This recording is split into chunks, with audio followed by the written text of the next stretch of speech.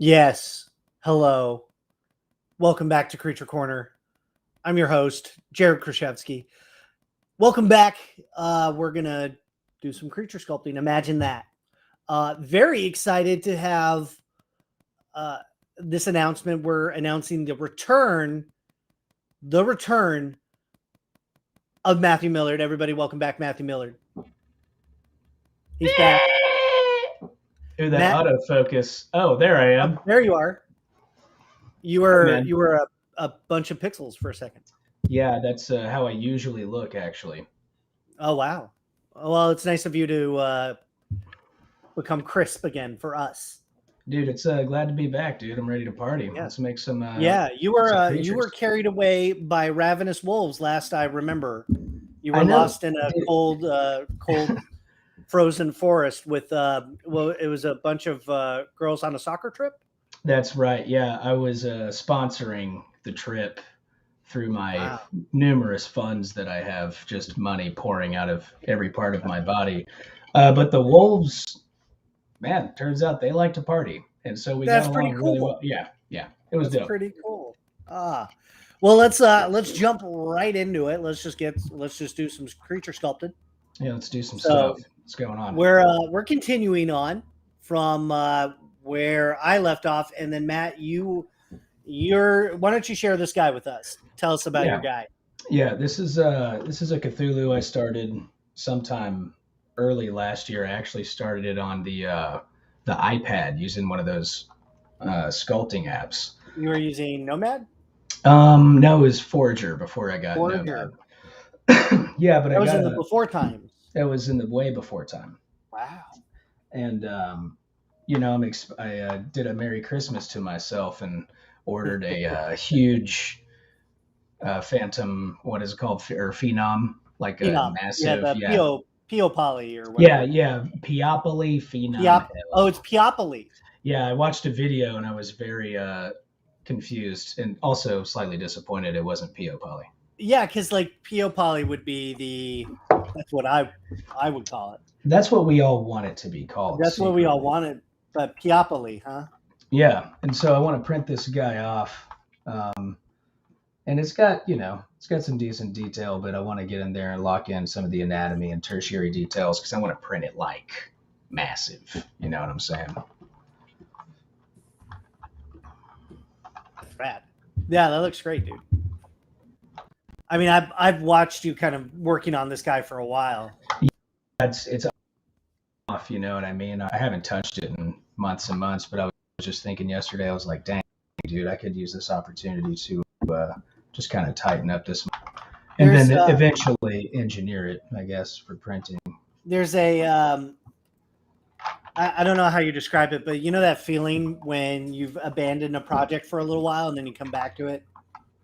And you immediately like go, I have so much left to do. Yeah, it's because it's always that last. It's funny. There's so much left to do, but it's also just the last like 20% take. It's always like the last 20%. Yeah, takes forever. We got a question already. Is how did you approach the tentacle beard? Okay. Well, let's see. This is all just I did this from a sphere, right? But you started the whole boy from a sphere, or yeah, I did the entire thing from like 3 different spheres. But whenever I got like this initial shape locked in, I just used the curved tube snap, man, and I was just drew tubes on it, and then I just went in there and blocked in some secondary, kind of wrinkles, and it just works whenever you put some texture on it. Oh, that's great. Heck yeah, man. But it was really fun. It's one of those like tedious things that's just, you just kind of get in the zone. You're like, I'm going to move each little tentacle and make sure it's like sitting perfectly where I want it to, It's that's a marathon. It's a marathon sculpt. Yeah, for sure. Versus like there's like quick and satisfying sculpts that you can just like bang out real quick. And then there's your marathon projects. Yeah, sometimes you just get obsessed, and you want to visit every part of the model and really get some cool stuff, and you don't mind just doing that kind of tedious work. There's just a little bit of pleasure in it after it's all said and done. Also knowing that you want to print it too, right? Oh yeah, because you want everything to show up. And you have to push harder into the clay to get it to read, because you're printing that guy out tiny. Mm-hmm. That ADHD hyper focus ability. Well, this guy will be like, you're gonna print it big. I don't even know, man. Maybe 100,000 feet tall. That is that's so you're doing it to scale. Yeah, I'm doing it 1 to 1. I'm going to do a Cthulhu to actual scale. Yeah, it's the sideshow. Drop it into the ocean. Sideshow's commissioned me to do a 2-scale Cthulhu. It really bothers me that no one has built a 2-scale Cthulhu and dropped it in the ocean. Oh my gosh! I mean, it's really sad. Like that Jason statue that they've got in that lake. Yeah. Like that's the kind of stuff. That's what we're talking about. That's what we're for. Well, rad, man. It's good to see you back and working on it again. Dude, yeah, it's gonna be great. We're gonna hang out. And so give me the intro on your guy. What's he all about? Well, I've been noodling on let me put him up there. There we go. So we've got our I wanted to do, a full out just creature again, the most creature-y kind of creature. Yeah, so, dude. It started out, in my usual fashion, just assembly, assemble it first and then sync it together and collecting references, putting all together. But we're going with Simian as kind of our primary base, and then we're going to combine it with some like mole rat skin. Ooh, nice. And a little bit of gibbon skeleton. Yeah, that's cool. Yeah. Because gibbon's skeletons are like freaky long. Yeah, dude, that's insane. Just super freaky long. Look at those hands, dude. Those hands are super long. Oh, that's terrifying. It is really weird, and he's got like a really long pelvis too, and a short rib cage. It's awesome. So combining that, but I wanted to kind of combine that with the sloth skeleton as well, because they have really, really long rib cages. Yeah. We have 12 ribs, and this guy's got a baker's 600. A baker's dozen. Which is 12. He's got a baker's meatloaf. He's got the full meatloaf there. He's got the full meatloaf, man. He's got a full meatloaf. So that's so that's where I'm at. And today is just kind of a noodle on the details kind of day. That's great, man. So it sounds like we're in the same party. We're both in Party Town, basically. And this is the marathon part of sculpting where you've got your initial idea, you've got all the basic forms down, and now you just sculpt and turn off your brain a little bit. Yeah, you just have a little bit of fun. Yeah, a little bit of fun. And then we're going to figure out what our third element of this guy is. Okay. That secret ingredient that's going to make it like extra special. Yeah, like reptile scales or fish scales or maybe feathers or something. Porcupine quills or yeah. Question is, did we see Underwater? Oh yeah, dude, I saw it like 3 times. I saw that 3 times. I enjoyed it a lot. Dude, we saw that movie in theaters together. We did see that together when we used to go to movies back in the day. Good times. I loved it. It was a great surprise. It's just fun stuff, It's fun and it's not like overly campy, you know. And it was serious and fun enough at the same time, And Kristen Stewart really holds that movie down. Oh yeah, dude. Yeah. And channeling Ripley vibes as well. Big time. But I Mama thought Brit. she was great, man. She held it down. And the Cthulhu at the end. Yeah. Spoiler, I guess.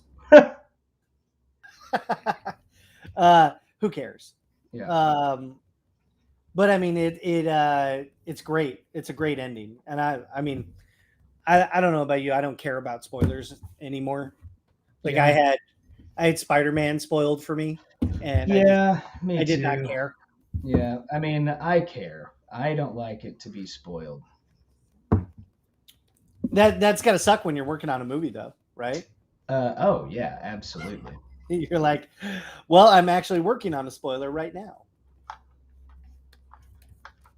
But I think your perception changes when you actually are working on a movie as well, because you watch a movie and you watch it differently.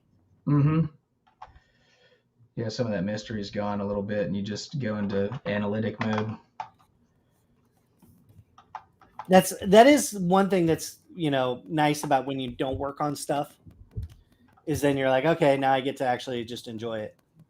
Yeah. Although if there was a project that you could work on, what would it be? Like, what's the dream?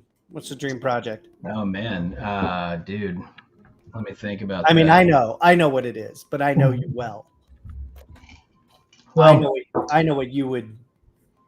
I already missed, a couple opportunities. I mean, I got to work on Venom. That was awesome. I would have loved to work on Mortal Kombat. See that? I knew it. Yeah. I knew it right away. I would have loved to work on Resident Evil. Yes, that would be a lot of fun. And whoever's watching this, whenever the next reboot comes out, just give me a holler. lot of production execs watching Creature Corner at 8 p.m. instead of spending time with their families. Instead of literally anything else. Literally anything else. But yeah, dude. Well, what about you? Me, I've been really lucky to get to work on some stuff that I love. Oh yeah. Both as a fan and as an artist. Still haven't worked on. Well, no, that's not true. I mean, I'd love to work on some Marvel properties, of course, because it's the only thing that my kid watches right now. Mm-hmm. So he's in Marvel zone. Oh, dude, he loves Marvel. Who's his favorite? Spider-Man, of course. Hit him with it. That's what I'm talking about. Yeah, dude, we took him to his first big movie because he's not even 4 yet. Mm-hmm. Alex Alvarez, the master in the house. What's up, brother? Welcome, sir. So we took him to his first big movie, and that was Spider-Man: No Way Home. So he's watched all the Spider-Man movies. The only ones he has not watched were the Andrew Garfield ones, because they're a little darker than Tobey Maguire's. Yeah, it's been a minute since I've seen those. They're a little bit more scary for him, so he'll back out of that. But he watched all of Tobey Maguire's Spider-Mans. Oh yeah, dude. Loves Tom Holland Spider-Mans. He's great. He's great. So we took him to No Way Home, and for a 3-year-old, he did amazing in the theater. He sat and he watched that whole movie. Dude, that's awesome. Yeah, it was really proud dad moment right there. Yeah, proud of him, because he fidgets and stuff. Yeah, but he really he loved all of it. And then a day later, he's like, remember we saw 3 Spider-Mans? And we're like, yeah, buddy. So it's that's really cool. So it'd be nice to work on, something my kid can watch. Gosh, I know, man. I would love to work on Marvel. I do think, I would like to work on a cartoony movie, like a Disney movie. Yeah. Just because that's the only other thing he can watch. We've watched Encanto about 400 times. I haven't seen it yet. I'm assuming it's incredible. It's actually really good. The animation is really pushed. Like in a way that I haven't seen Disney push their like all the expressions are really heightened. Yeah, that's Like cool. they push the blend shapes to like 11. I was watching the new Hotel Transylvania the other night, Yeah, those are and fun. I thought it was cool how like they even got the emoting, like the emotion in the clothes and stuff. Like whenever Dracula Yeah. was sad, his little collar would kind It's like, of yeah. It was very kind of. It just reminded me of like that Looney Tunes level of animation, like what yeah. you're saying. That's I don't think he directed this one, but Gendy Tartakovsky directed all the other ones. Oh man, yeah, they're great. And you know, it as a CG artist, I'm going, man, they're destroying the rigs. Yeah, Being like breaking the snot out of those, or there's some like technical wizardry behind that. You know what their rigging is to be able to break the shapes that way. Mm-hmm.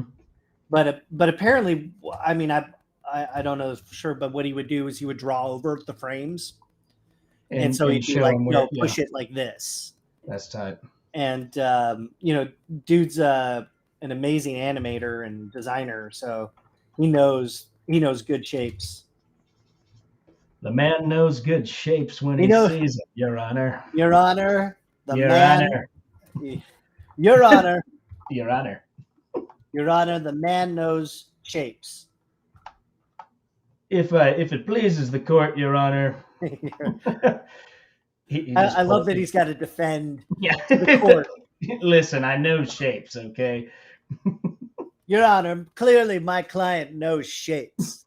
Everyone else in the jury, they're like, I mean, I know shapes too. They're like, I know shapes, but this guy knows. This guy really knows what's up. This guy really knows. This guy gets his shapes. He's figuring it out big time. Yeah. Let's see. Some other dream projects. I mean, are I don't know if there's any like comic book properties that you haven't seen yet.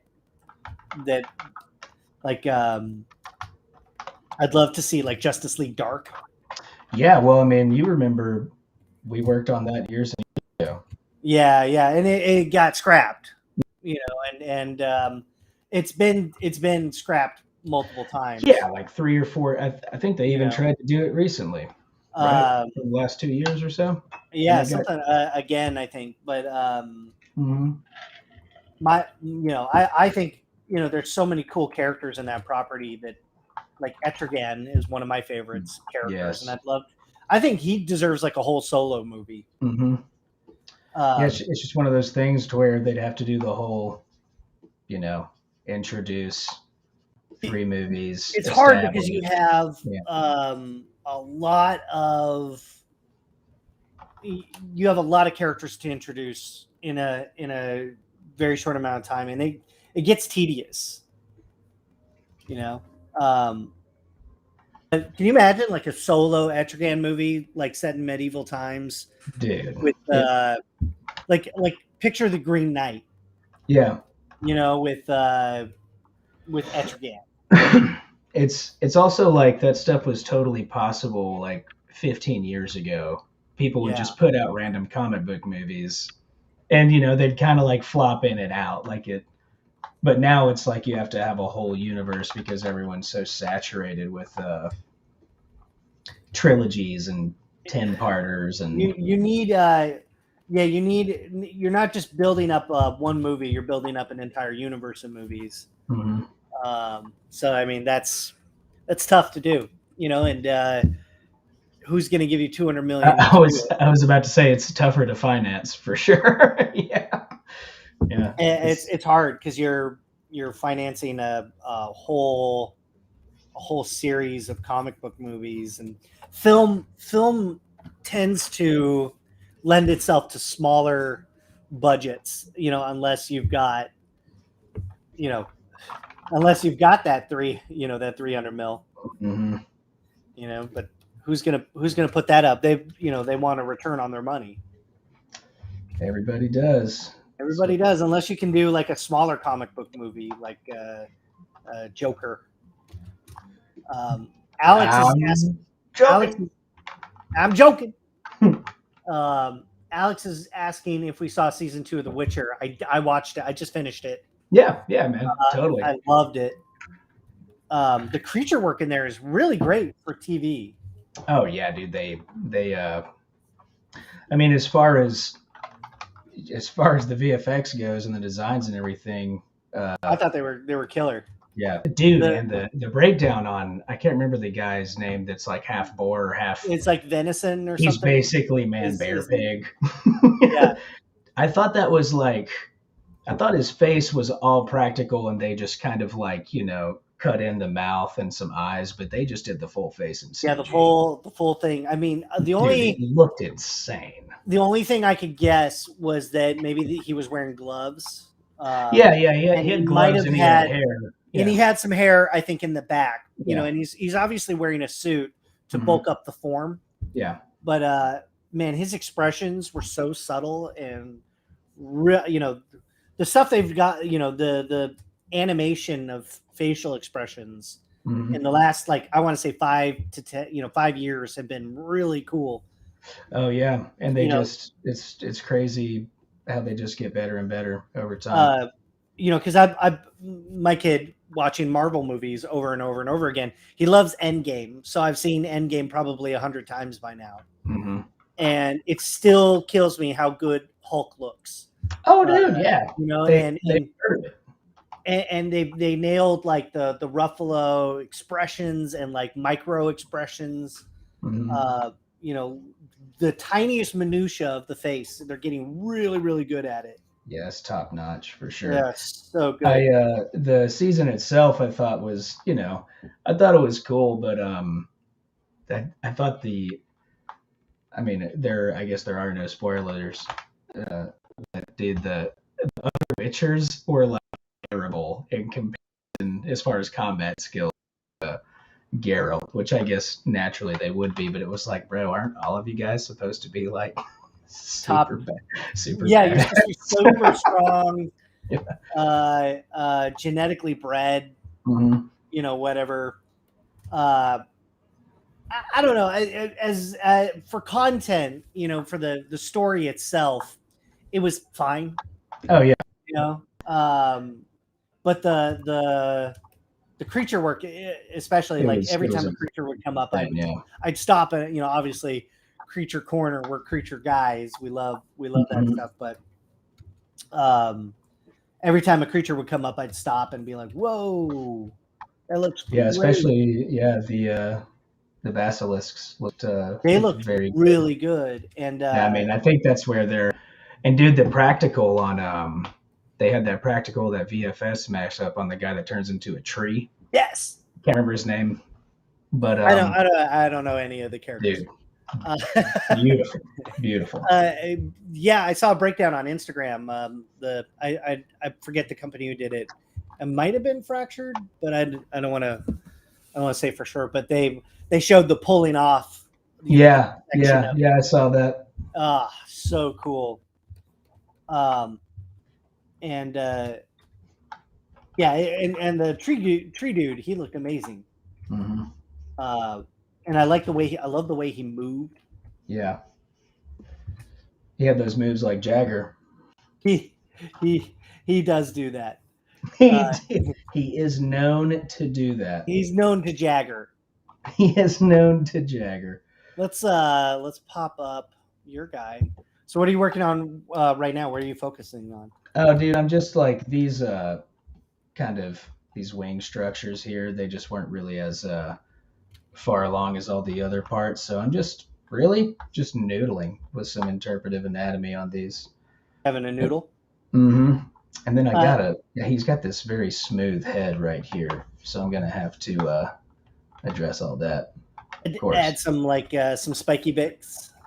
Yeah. I'm thinking about like playing around with maybe he's got like a bunch of frills hanging off of him. Maybe he's got scales on him in other parts. And then obviously there's barnacles and sea louse and stuff everywhere. But who knows? Yeah, thanks, Alex. Yeah, I like that. Yeah, dude, barnacles would be cool. Yeah, like a bunch of sea life sitting there. Mm-hmm. And then obviously, whenever it's all said and done, I'll break the asymmetry and give it a small pose and stuff like that. Just like a little 3/4 turn of the head. Yeah, I did one sometime last year. I don't have the model anymore. It's just like some the weight, like he's weighing on one a little more and turning it a bit, maybe one wing unfurled. He's got bread in his mouth. He's got bread in his mouth. He's got. I said cigarette, but I like bread better. I like bread. I just think, if he had a loaf of bread in his mouth. Mm-hmm.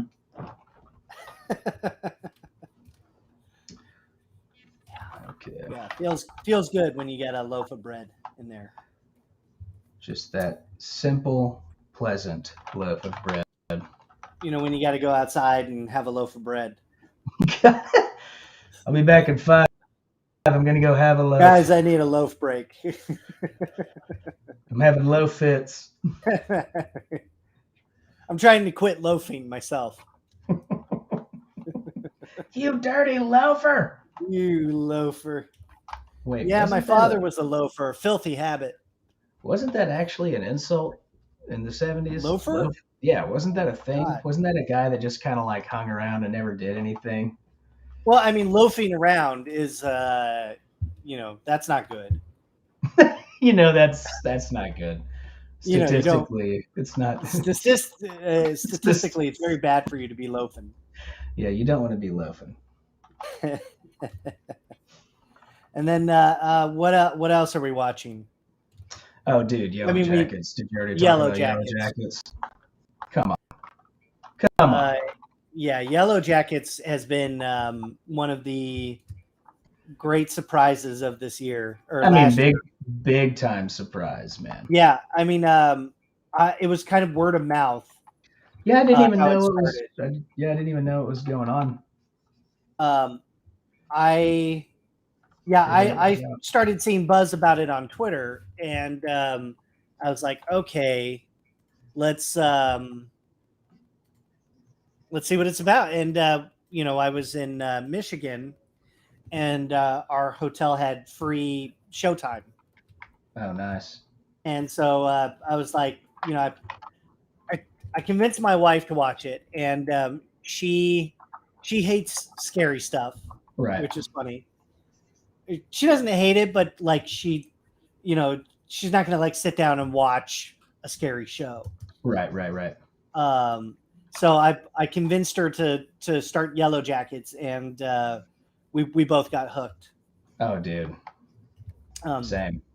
So the cast is incredible. The cast is like a 10er. And the cast is a 10. The young against the old, they're perfect. That's what's crazy is the casting. Like they nailed the look of both the kids and the adults. I know, man. It's so crazy. It's so good, and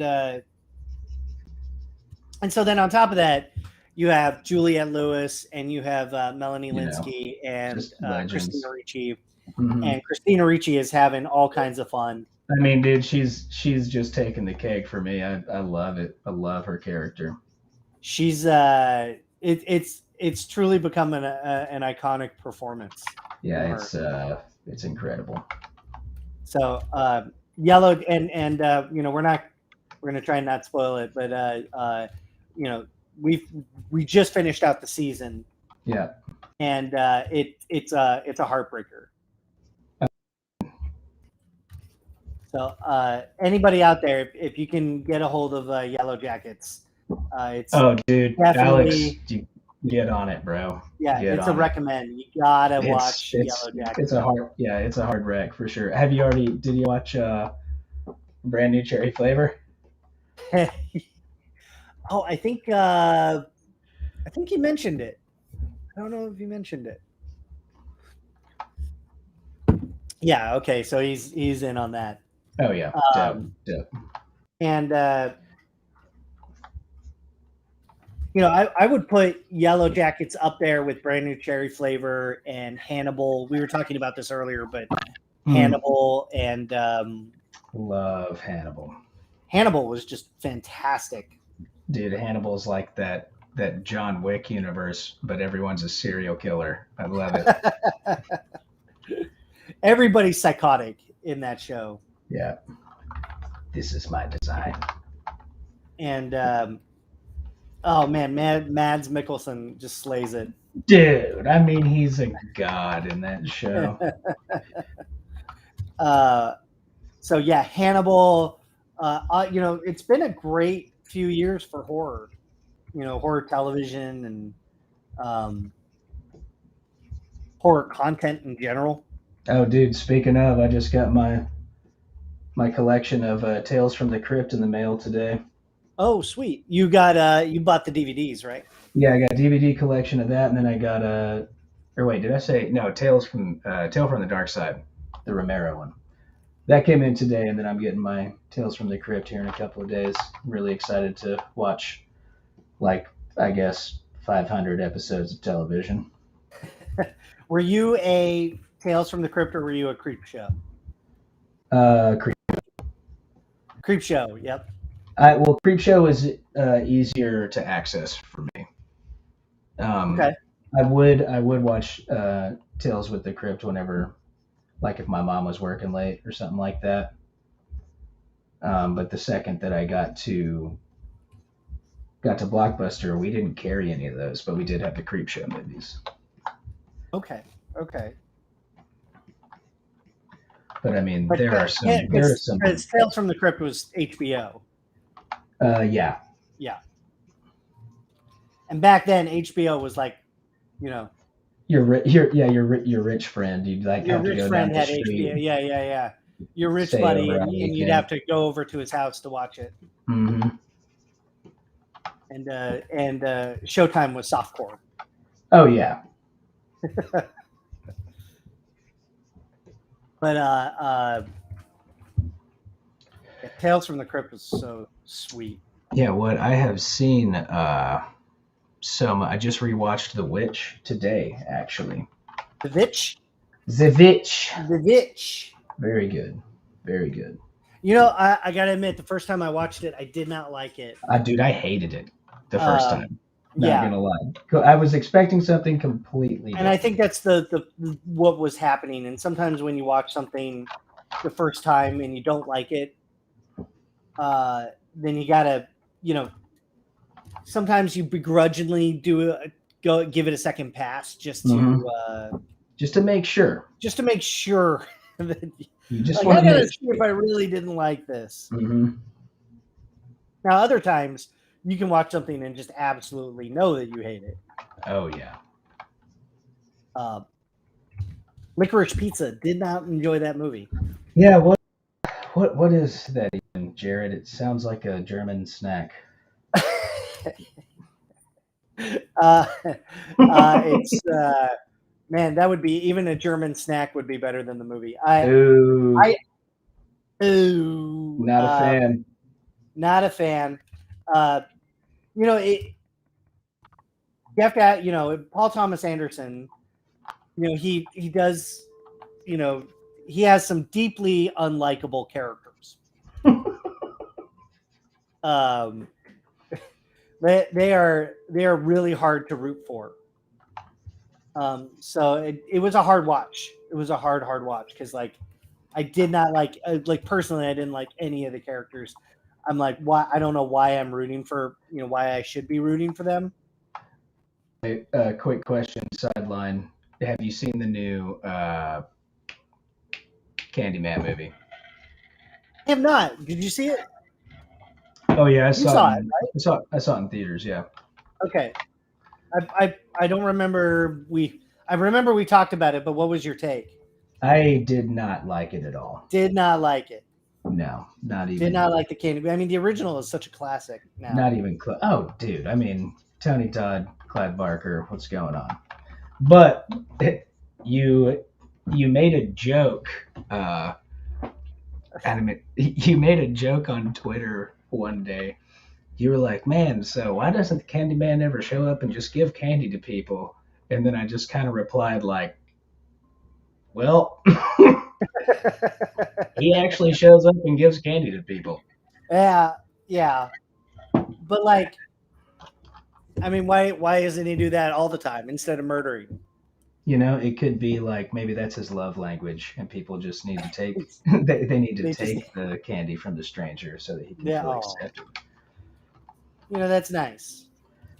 It's really nice of him to do that. The only reason why I brought that up was because the main character, like you can't find a reason to root for this guy. Yeah. Just because of like how he's written, you know what I mean? Yeah, I mean, and there are, it's okay to have an unlikable protagonist. Yeah. But at some point, you have to have some kind of. You got to connect somewhere. You got to connect in some way, even if they're unlikable. Famous unlikable protagonist Tyler Durden, right? Even though you're not supposed to root for him. You do end up kind of like understanding the cause. Yeah, for sure. But I found Licorice Pizza, like I could not root for any of those characters, so it was a hard watch. So I get Paul W.S. Anderson, Paul Thomas Anderson, and then Paul Anderson, the guy that did Event Horizon, all mixed up. Which one? Yeah, I get them confused too. Because they're all the same person. They just got different WS's and stuff like that. Cool. Yeah. It's very confusing. I don't know who is who. That's why if I ever direct a film, I'm just going to go by Jimmy. Yeah, I'm going to go by Flib Gipkins. Lord Boofington.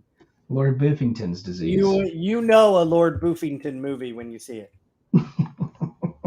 I give it 10 out of 10 boofs. I get it. Good old Lord Boofington. That guy is a real jerk. I'm walking here. I'm joking.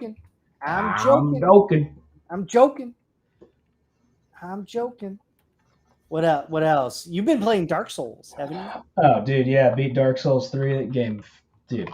So you already beat it? Yeah. Is that supposed to happen? No, but I have been blessed with knowing several friends that have been playing it for like 5 years. So whenever I hopped on, they were like, hey, we can all multiplayer together. And it was so fun, dude. Highly recommend. I'm still playing Bloodborne. I love that about you. I love that about you. It's the only game I get to play. That's the only game I get to play. That's the video game I was assigned, and that's the video game I will play, Your Honor. I assigned that game. I've been playing it for 4 years. Yeah. I don't even know if it's 4 years old, but that's the only game I play. But I'm slowly getting better at it. I did watch. I had a craving for just an awful B film, and I watched. I rarely do this, but I watched like a new kind of asylum kind of movie, and it was Aquarium of the Dead. And I watched the trailer, and it looked so ridiculous. I was like, I have to watch it now. It's just got the awful VFX, the awful acting, but man, some days it's just fun. There's that like C and D level movie that just kind of hits that sweet spot of like, this is I just need to consume garbage. Yeah, I just need to consume garbage. I don't feel like challenging my brain today. I saw one. I saw it on Amazon, and I bookmarked it because I have to do that. It's called Santa Jaws. Oh, dude! I just the cover art, dude. It's so like bad. MS Paint level. Like they just cut out the Santa hat. They just found like PNG Santa hat and like dragged it on top of a Getty Images shark. Yeah, it was. And we're like, really, they're like, really great guys, you nailed it. you nailed it. You know, like whoever did that is a real artist, and they're just like, hey, can you just do this for 5 seconds real quick? And he's like, They're like, yeah, they paid me $35. They gave me a Target gift card, and that's how I. Yeah.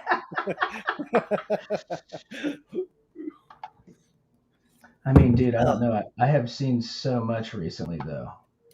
I feel like the amount of content that we're consuming at this point is just really ridiculously high. Oh, dude, I've been at that level for a while now, to where I'll be halfway through a movie, like an hour in, and be like, "Oh yeah, I've seen this movie." Like, dude, I'm like, oh, yeah. I have totally done that, where I'm like, have I seen this? I don't know. And then you make it through about 45 minutes to an hour, and you're like, you're like, oh yeah, this is the part with the thing, yeah. And you're still like, I guess I'll finish it. Yeah, whatever. I'm already here. I've gone this far. Yeah, I saw a cool movie last year called I think it was Eli. Oh yeah, not Eli. Shoot. It was a possession movie. Okay. Let me see. I'm looking. Yeah, Eli. This movie was dope. If you get a chance, watch Eli, and it was on Netflix for a little while. Treatment for his autoimmune disorder, discovers that the house he's living in is made of boogers. Is that what this says? Boogers. Sounds dope. But it's actually a really cool spin on on possession. Oh, cool. So I enjoyed that one as well. Yeah, I mean, possession movies. That's hard to. It's hard to do. It's hard to pull off because it's been done a million times. Yeah, and so when you do a possession movie, you really have to do you got to have a good twist on that.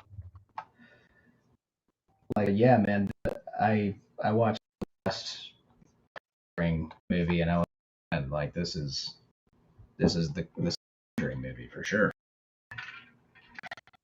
Like Malignant. Malignant has just one of the best twists that I've seen in years. I mean, that'll hopefully start an excellent trend in our entertainment industry. But like I mean, it's been a minute since I've seen. I mean, years and years since something like that's happened.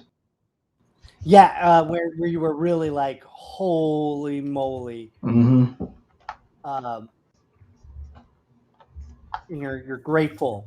You're like, thank you guys for making this. Yeah, we call it making with the cake.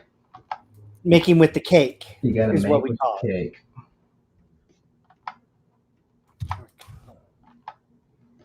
How's your boy coming? Oh man, I'm just hanging out, really. Just winding around, doing some winding.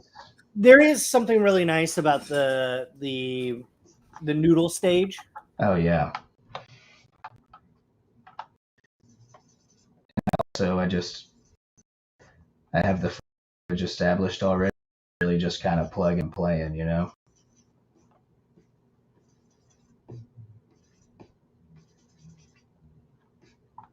Oh, he's gone. That boy gone. Probably went to go get some mayonnaise, or what else would he be doing? Mustard. Oh, okay. No, I told him he probably just went to go get some mayonnaise. I'm back with my mayonnaise. Thank God. Is it Hellman's or what's the deal? Just extra thick. You leave it outside for about 4 hours. I love the idea of buying extra thick mayonnaise. That's just upsetting, bro. That was super weird, because I was like talking for 1 minute, and then you're like, "Where'd you go?" And I was like, "I don't know. I don't know where I went." So, Jared, where did you go? You know what's funny is I went to get my extra thick mayonnaise. Oh, and then I see. Got it. So yeah, you just leave it in a jar outside for about 45 minutes to 6 hours.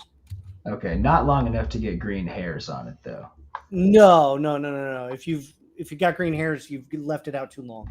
Okay. Have you seen? I mean, you've seen the green hairs. Oh yeah. I've done that, and you Yeah. can you can salvage that and save those green hairs for later. For whatever purpose they. you can roast them. Yeah, you can. I mean, there's so much to do with You them. can Some mail people them to a friend. Yeah, some people take it as currency, depending on what part of the region you're in. Yeah, and just get some good mayonnaise. Now, can you give me a zoom on those wings? Yeah, but here, let me give you a zoom on those wings. What are we looking at?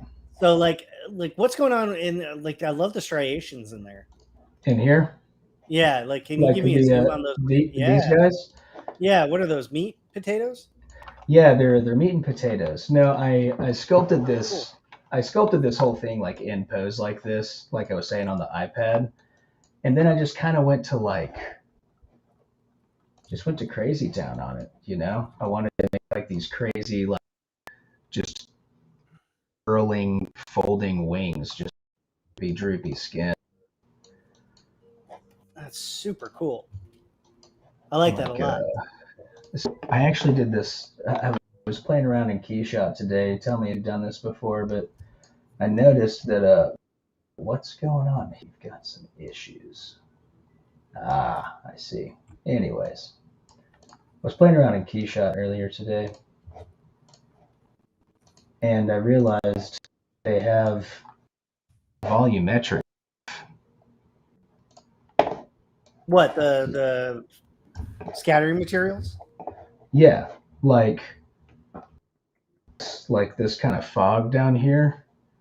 That's like a 3D. That's I mean, you can plug in VDMs, right? It's like a 3D volume. It's like I make this shape, this fog shape right here. These big bubbles, right? Just these big bubbles. And then you can apply this kind of fog material to it and get some nice. What fog material is that? Okay, so it's I modified a scatter, or no, I just assigned a scattering medium to it. And so basically, I've got this whole, I was blocking in this scene, this water and stuff. Dude, that is sick. he's there to hang. Sick, dude. He's there to hang out, bro. I love it.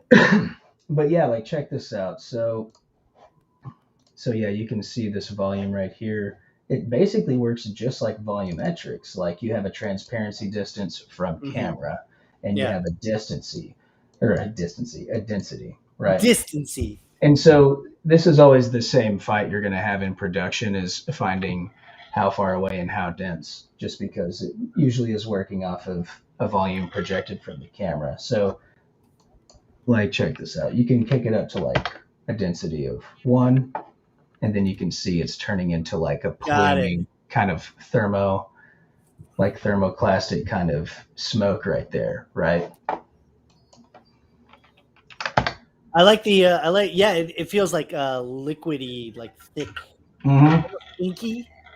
Yeah. So, but I've never taken just a blobby shape to make clouds like that. Yeah, I mean, you just really kind of sculpt a physical form, and ultimately you can plug in a texture into your transmission, but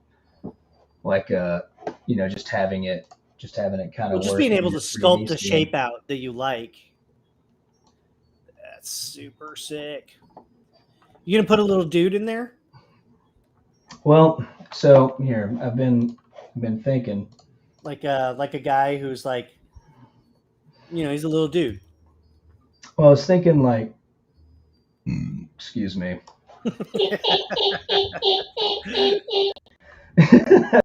No, I was thinking maybe I want to put some lights down here, little area. And not village area, this kind of mountain area with some scale, or maybe there's like some drawbridges or something, or ultimately maybe there's like a lighthouse or a boat or something to give I them think more, a lighthouse. more I mean, a lighthouse would be cool because then you could do the beams of light.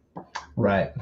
You know, But yeah, maybe you know, the guy's bringing him some mashed potatoes. maybe, I mean, dude, he loves mashed potatoes. Oh, but yeah, Everybody knows. You know, if you read the original text, he talks about mashed potatoes in there. the water thing was really cool too. I mean, just plugging in a water shader to a plane. Yeah, I mean, definitely.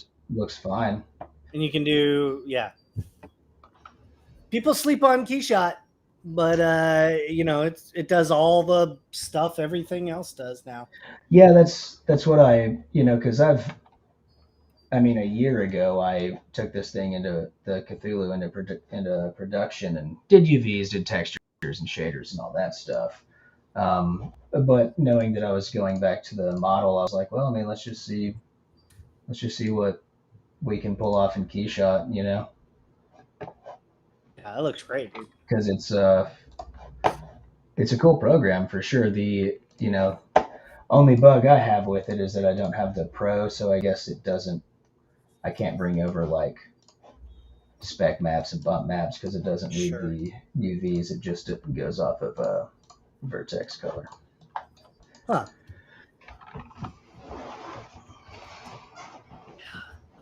Looks very hammy. He's pretty much been doing just anatomy.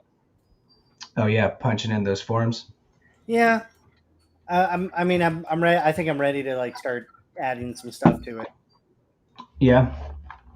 God, those fingers. Is he gonna have? Are those like kind of? He's got like gecko like bulbous fingertips. Yeah, just like padded underneath. Nice. You have always been a fan of those kind of crazy primate hands.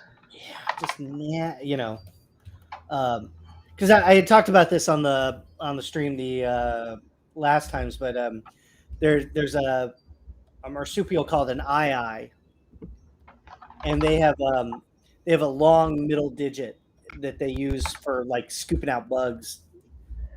But what's crazy is that it swivels. It can swivel in 360. Oh, yeah, dude, that's wild, man. So weird. What was that? And then it like licks its finger, you know, to get the bugs off, and what was the primate that Ready Player One character we did? Oh, what did we call him? Raptor Mom 42. Raptor Mom 42, because yeah, that's right. Yeah, get smoked.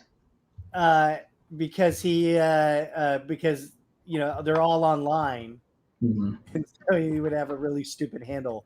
Yeah, like and there'd have to be some sort of number after it because I guess everybody wants to be Raptor Mom.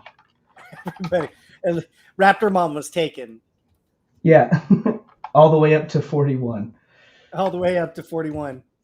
Yeah, I mean it's all about Murgatroyd. I think everybody knows that though. Oh man, I saw the Murgatroyd in there, and it just made me so happy.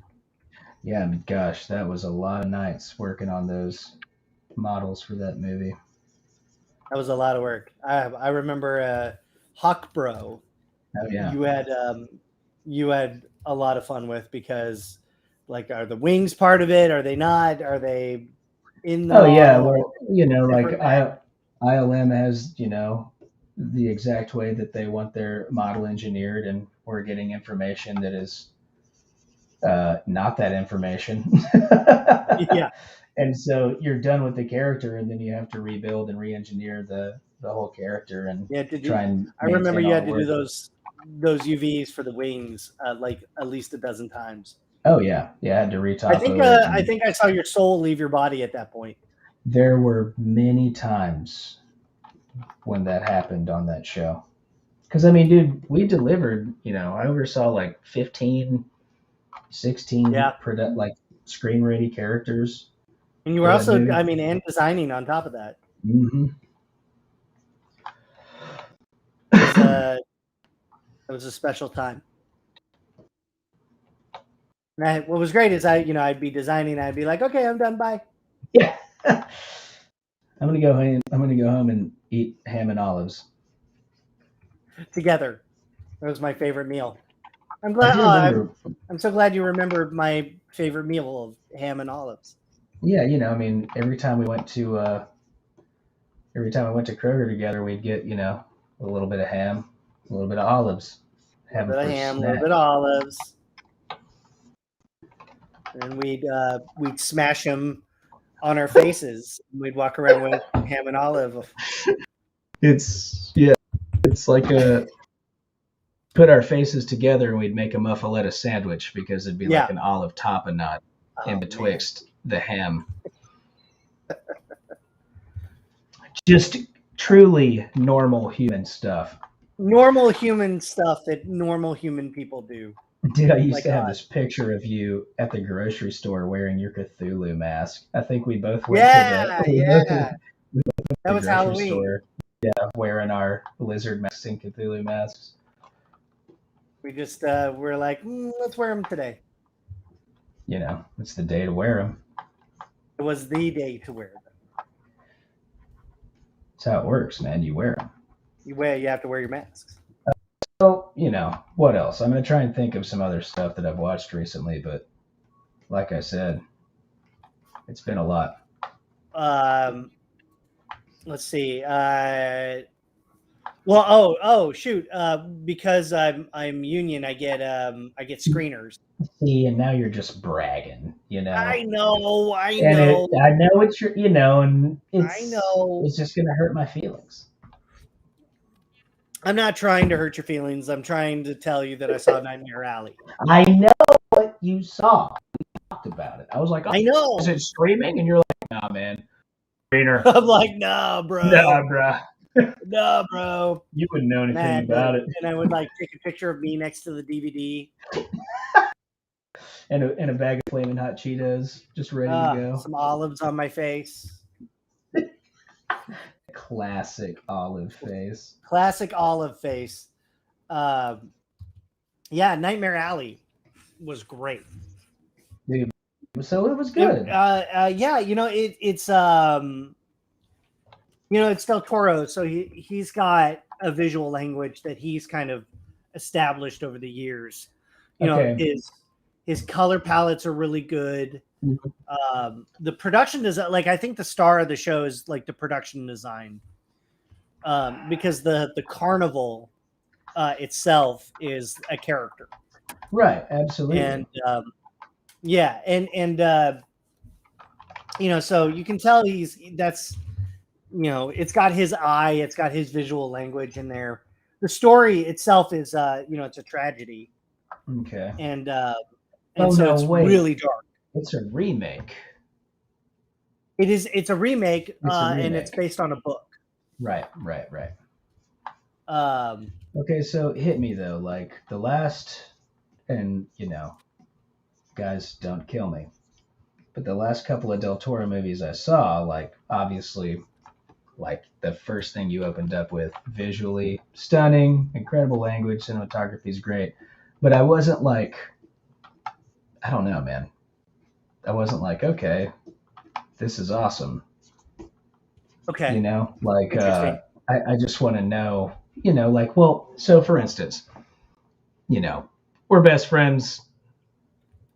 Antlers, I didn't get what I wanted out of that movie at all. Right. Yeah. And did he do Scary Stories to Tell in the Flippins? He produced it. I don't think he did. He didn't direct it. The guy who directed it did Trolls. Remember the giant troll movie? Dude, that movie was sweet. His name was Offerdall or something. Okay. I can't think of it. Even before that, with Crimson Peak, that was a good movie, but I wasn't wow. You know what I'm saying? So I want to know about this new one. You said it's good. I want to see if it has that You know what I think it is Del Toro's not a horror director. Mm-hmm. He's a fairy tale director. Absolutely. So I had that epiphany, like he's not doing stuff to like scare you. Like, here's a jump scare. Here's a scare that oh man, this is gonna terrify you. He's primarily interested in fairy tales. Yeah. So yeah, That's where the success of Pan's Labyrinth comes from. You yeah, can and tell he's just passionate about that. yeah, like once I realized that about him, I started watching his stuff differently because fairy tales are kind of all about the moral arc of a character, and it's not so much about like what is scary to you. Right. Like Brand New Cherry Flavor is terrifying. Yeah. Yellow Jackets is terrifying. That is. It's really terrifying, and I think it's because you have real characters in a in a situation. Yeah. It's the classic like ordinary person in an extraordinary situation. Mm-hmm. But with Del Toro, I realized he's about the moral arc of a character, and once you kind of realize that about him, how you watch him changes. Yeah, so they're like character pieces. Yeah, they're character pieces, and they just so happen to have monsters in them. Huh. So he's not out there to like, be like, boo, right. I got you.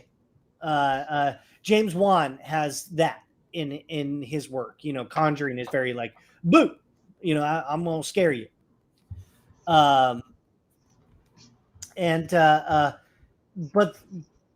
But like Nightmare Alley is a character arc, and it's Bradley Cooper's character. Yeah. And it's about a guy, who comes up against his own hubris. And it's a guy, he learns how to kind of manipulate. This is in the trailer, so I'm not spoiling anything, but he learns how to manipulate people into being like a mesmerizer kind of thing. Okay. And so it's about, he's a monster, but he's not a scary, I'm a creature monster. It's right. Man as the monster. Yeah, the scariest monster of all. Scary monster of all. And so I think that's why maybe Antlers didn't hit the way you think it does. You think it did. And I watched it again recently, Antlers. And once I realized this is not a scary boo, I gotcha. This is a fairy tale. Yeah. And so once I understood that changed how I started watching it. Yeah, I mean, it definitely. I think the thing that I came away with was it was almost like the Wendigo was just more of a. It's a metaphor. Yeah, it's more of an excuse to tell the story. Exactly. It's Amber's, it's about a drug addict, and a neglectful father. And Jared, also it's also like partially personal too, because your work is fucking killer on that. And I remember years ago whenever you showed me that, and I was like, it is so awesome. And like all the practical tests, all that stuff is so sick. And I was like, I want to see more of this thing. Show me the thing, Yeah. That was, and that's the run up you experience with creature films, especially as a genre, because you don't, you show the creature and suddenly willful suspension is gone. Oh yeah, for sure. Willful suspension of disbelief is gone because now that we've seen it, we know that that's not a real thing. Yeah, but I also think they kind of did it like backwards. Like they kind of just didn't show it like at all. Yeah, you barely see it. And if you don't show it at all, you got to go like Vincent Price or like Nosferatu with it. You've got to like hint at it or give like a silhouette or something. I mean, the movie was by no means bad at all. It was good film, but I came out being like, man, I really wanted something more. Yeah, and I agree with you. I agree with you there. I think Cooper has atmosphere, and he does a really good job of selling that atmosphere. Yeah. But yeah, as a we're creature guys, so we want to see the monster, and I think we need it. And I think we need to see the monster. Yeah. I think it's a part of that release. And it's because horror is a release. It's an adrenaline release. We're in a safe environment where we can experience real, scares from the safety of our home or the theater. So we need that release. So once you see the monster, you're no longer afraid. And I think that's good, because that allows you to face your fears. Then, you get creative and find other ways to keep the audience, in shambles. And I feel like Malignant did that really well.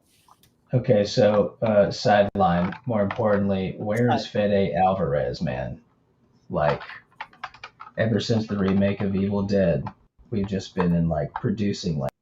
I want to see that, because he's producing the new Texas Chainsaw, and he had a hand in the Don't Breathe movies. But in my opinion, the Evil Dead remake was just, it's a 10 for me. I love that movie. It was really good. That movie is full blown. Like, that's a horror film. It took Evil Dead seriously. Yeah, and dude, so sick. Like, so sick. What, bro? Oh my god! It was really good. What? Oh my god! It's like, bro. It's like, bro. Oh my god! It's like, bro. It's like, dude, bro. It's like, bro. Do you even, bro, dude? Bro, do you even, dude? Yeah. But I agree with you. Like, I wanted more, and I think, we need the arc to come to a close. When it's if the character arc comes to a close, then we feel satisfied. So I agree with you. Or you gotta just like totally give us something completely wild to latch onto. Yeah, for sure. Like Brand New Cherry Flavor. Man, that there's some stuff in Brand New Cherry Flavor still that I've only watched it through once, and I know I'm due for another one. Yeah. But part of me is actually scared to go back and watch it again. I am feeling the same way because I've only seen it one way through, and it was crazy, man. Like, and I don't know if it's spoilers or not, but it was the biggest takeaway I took from this was at the very beginning. The agent is like, you could be the next Cronenberg. Yeah. And I was like, man, that is just that's a crazy cool thing to throw out in a script like this, especially for the time it was out. And then at the end of the series, you're like, bro, this is a Cronenberg. This is a Cronenberg. And, holy shit. And man, you kind of feel like, man, the gall on you to call out Cronenberg. Mm-hmm. I'm like, dude, how dare you? Yeah, it's like, what are you? How dare you just say Cronenberg's name, and then go out and do it. And so then by the end, you're like, okay, they did it. Yeah, dude, and I was so surprised, man, because body horror is. It's hard. I think body horror is very hard. And it was 80s and 90s too. Like, yeah, I feel like, shit, maybe we're back in the time to where maybe we're in that Ouroboros now, right? Like, it's been long enough. Let's get some new stuff. The cycle, comes back. Mm-hmm. The Alvarez eye worms. Eyeworm, yeah. But dude, I mean, but when was the last time they made saw... they made hiccups terrifying. Oh, dude, they yeah, and they went campy and they went scary and serious and they went fun. There was all sorts of emotions in the show. It was it's just full blown entertainment, Full blown. like all the way through. It's every aspect. We really haven't seen a body horror like that either. I think audiences maybe are more squeamish today. Well, I mean, dude, especially on TV. You Yeah, know, especially on I TV. think X-Files, you know, in the late 90s, you had some body Yeah, horror in there, but yeah. it's just not around. The Yeah, I mean, the we had the Teeth, Leech Man, was it the Leech Man, or whatever that dude was? the Fluke. The Fluke Yeah, Man. this is my favorite one for sure. Yeah, and oh god, man, that I remember being a little kid watching the X-Files, and the Fluke Man scared Dude, the shit out of me. absolutely terrifying. Yeah, the thing he's saying is William Suffiati. The thing, yeah, that's a classic. Later on, X-Files got campy and it got silly, and well, they start to do the overarching story, and it becomes what it becomes. And then it becomes about their relationship and everything else, and you're okay, blah blah blah. Yeah, dude, imagine watching a TV show for like 15 seasons and they never kiss, and then the TV show or then the movie comes out and they kiss. Yeah, that's like that's next level like baiting for sure, dude. Yeah, It's like you gotta keep watching. Maybe there's something there. we got some questions. What's up, Adam? Question on well, it's not so much a question, but the mentioning of The Thing. And The Thing is, of course, one of the greatest horror films of all time. Oh yeah. And let alone the greatest creature film of all time. You have Alien and you have The Thing, which are like, I think they share top spots. Oh, dude, yeah, The Thing is to that level to where it's personal. It's like you have the Blair monster, and people know exactly what you're talking about. Mm-hmm. You know what I mean? It's like, there's the other thing about The Thing is that there's like 25 moments in that film where you're like, holy crap, right? But in Alien, it's like, whoa, that's the alien, and then in Predator, like, whoa, that's a predator. But in Thing, you're like, holy crap, what is going on in this movie? It just keeps ramping up, and but what's funny about it is like knowing what that thing is, and then you see it.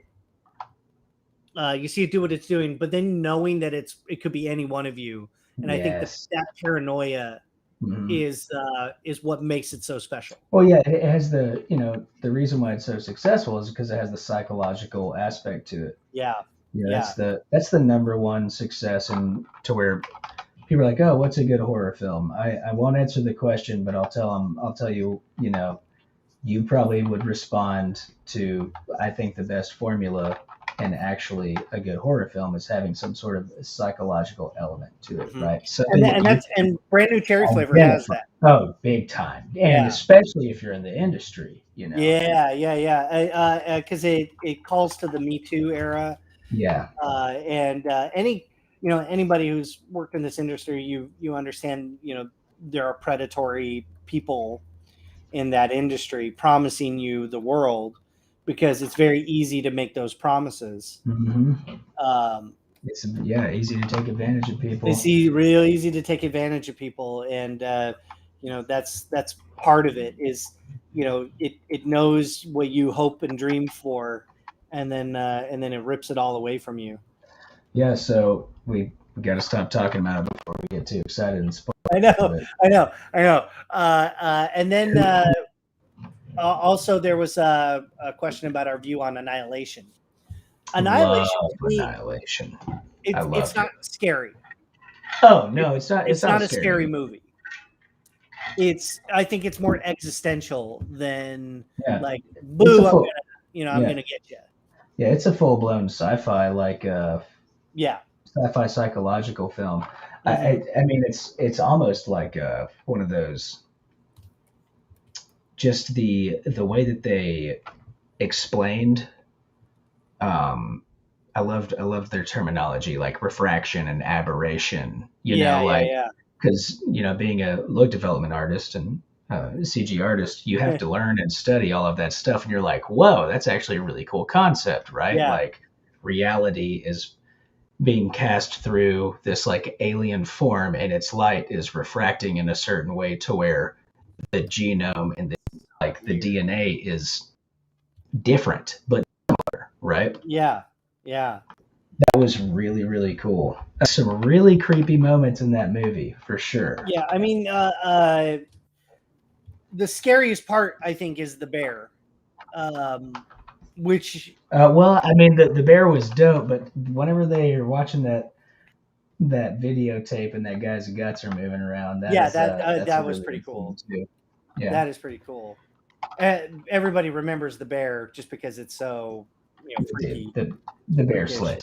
The bear does slay. The bear slays.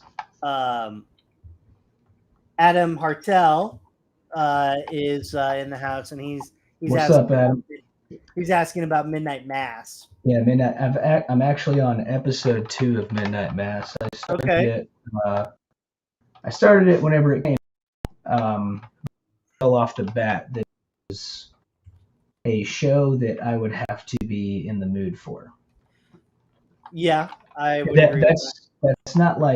That's not me being negative or bashing it. It's just like, oh, it's one of these like you got to like really kind of be wanting some of that gloomy, slow burn.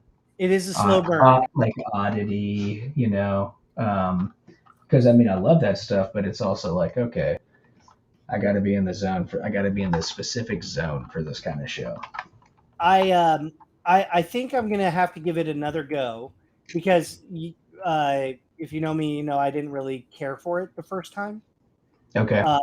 And I feel like I need to be I need to give it another go just to see if I still feel the same way.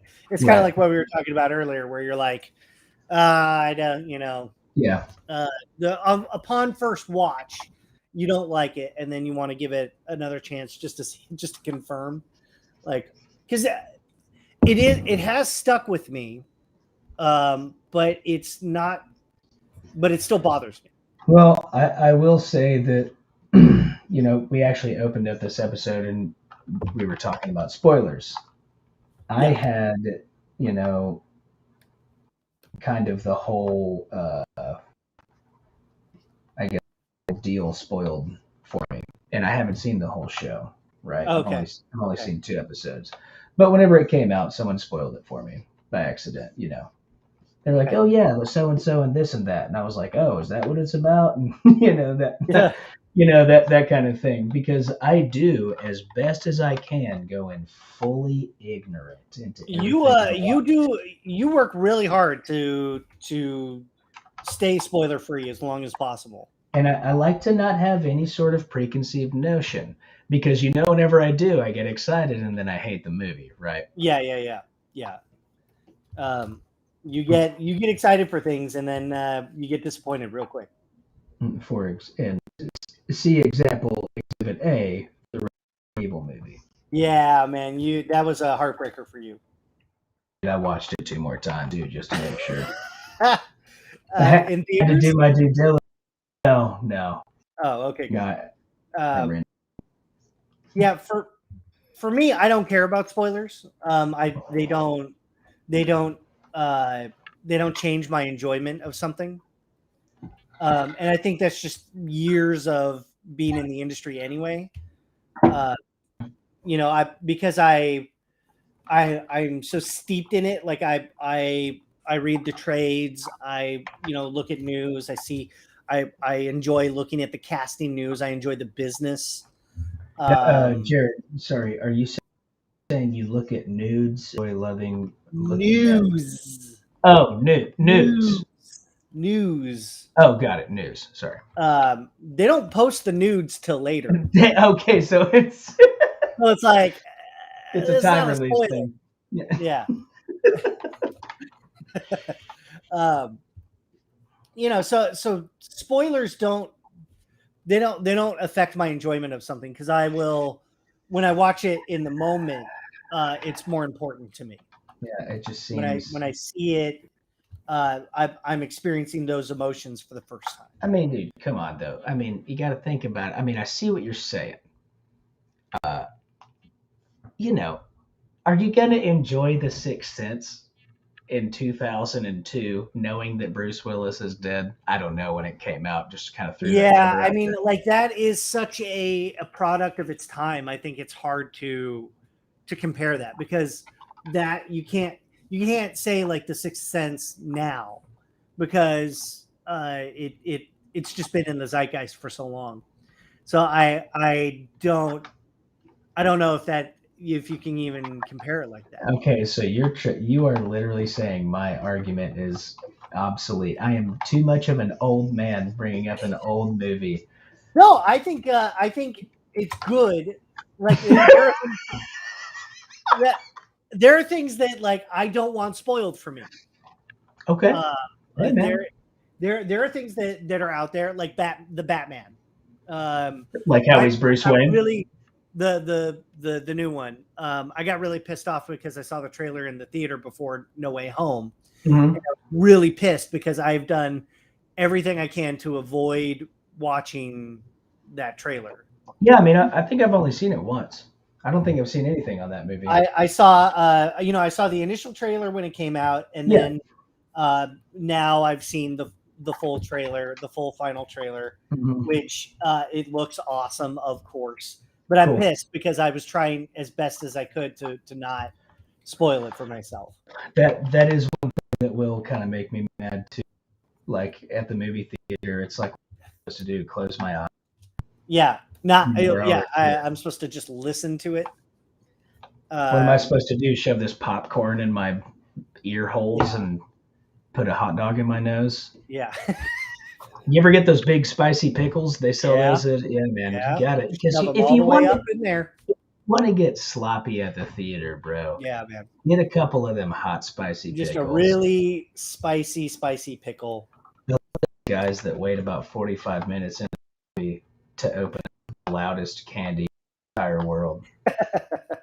Yeah. I like that guy. Like right whenever everybody's about, and you're like, bro, I'm gonna kick you in your head. But let me ask you this: are you a popcorn person before the movie starts, or are you a popcorn person after the movie starts? I'll tell you exactly what happens every time I go to the movie theater. I'm like, I'm gonna get a big beer. I'm gonna get a big popcorn. I'm gonna enjoy it the whole time. And then that last preview hits, and that popcorn's almost gone, and that beer's almost empty. And then you're like, this sucks. Hey, now I've got to pee. Apparently, as a kid, I would get really pissed at everybody for eating popcorn before the movie started. Yeah, you're like, it's supposed to be for the movie. It's for the movie, not the previews. If you eat it all during the previews, you have none for the movie. Now I don't, obviously I don't care, but I used to be a real stickler for that. Some other questions about Channel Zero, which is of course, yeah. Here's the thing about Channel Zero is you can see the effect of that show everywhere now, because it's been such I think it was a linchpin of horror in the last several years. So Channel Zero is really, really important now. And I think in Yellow Jackets, for example, you can see the influence of Channel Zero all over Yellow Jackets. Yeah, it's awesome. wild. It's wild that because now that I'm thinking about it, like whenever we were growing up, I mean, dude, they had horror everything. Yeah. Like they had like what we were talking about, like Tales from the Dark Side, the Twilight Zone, the Crypt. What was they had Monsters. They had what was the Monsters, one that was Monsters. What was all the one that was the different directors every episode, and it went on for 3 or 4 years. Oh man, it's gonna bug me to death. It was called like a Masters of Horror. That's what it was called. Oh yeah, Masters of Horror. That was Mick Harris. And it was every different episode was some sort of new director, And John Carpenter's Cigarette Burns is my favorite episode of that one, where they have captured an angel and they have the absolute fin de mal, like the tape of the end of the world, and it's insane. It's like, but then like it all just went away. And now we're getting back into it. Thank God. Now that we're both like adults and somehow involved in it, it's like, oh, so it's the perfect time. Maybe that's everyone's feelings. Are like, I remember being a kid and watching this cool show. Why aren't there cool shows like that anymore? Yeah, absolutely. And now, they're the people who watched those shows growing up are now making those shows. Yeah. And so it's been a really good time for horror.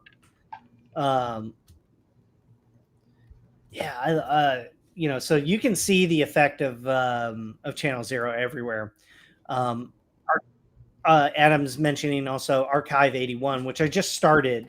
Yeah, is that good? And, what is it saying? Terrifying. Okay. It is. So I'm only one episode. Like I'm in like an episode and a half in, and a dude who restores old videotapes, like old VHSs and stuff. He gets invited to help restore a particular set of tapes, and so they bring him to a mansion, so very Jack Torrance, and so now he's got to kind of watch these videos, and it seems to be about this girl who is interviewing everybody at this apartment complex. Okay. So that's where I'm at with it. So it's very, I'm still too new to it to really have a kind of like deep like assessment on it. Yeah. But people are crapping their pants for it. So are they really? Yeah, because I just saw it yesterday. I saw it on the service. I don't know what it's on, HBO or Netflix. It's on Netflix. Yeah. But you know how people are, like the minute something comes out, like 100 people have binged it already. Yeah. I'm like that guy on the internet that like people don't like, because I'm like, yeah, I watched Squid Game and it was definitely a TV show. It was a TV show. Like everybody in the world was like, oh my God, this is the greatest thing I've ever seen. And I'm like, that's weird. I don't know. I mean, it was cool. You didn't like Squid Game? No, that's not what I'm saying. I mean, it was good, but it wasn't like,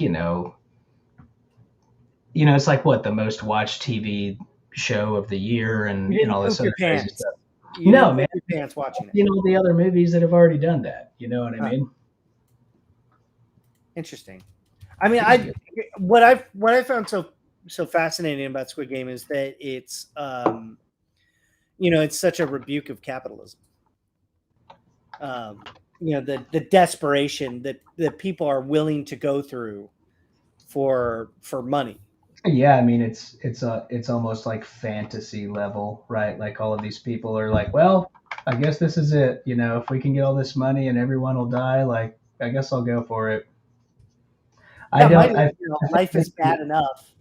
I don't know. I think maybe the reason why I don't really click with that stuff is because I've never been that way. I can't relate. Even being poor, it's like, dude, I mean, I wouldn't do anything crazy to get money like that. It's just weird. I think what it is they're at the height of their desperation. Mm-hmm. They're clearly they're millions of dollars in debt, or they're so their situations have to be really, really bad for that to happen. For sure. But you wouldn't go to a Squid Game? There is a lot I wouldn't do for money, and it's almost everything besides work. I don't think I would do that either. I wouldn't. I mean, we like to think that we wouldn't do that, right? That we're better than that.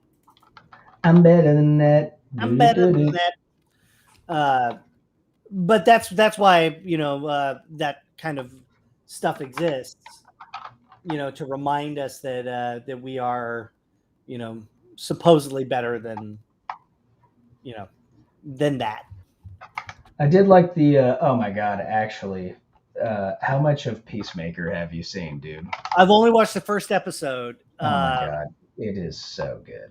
And It is so good. the first episode is hilarious. The entire show, dude, I'm like bursting at the seams. It's even down to the intro. The intro is amazing. Oh, the intro is delightful.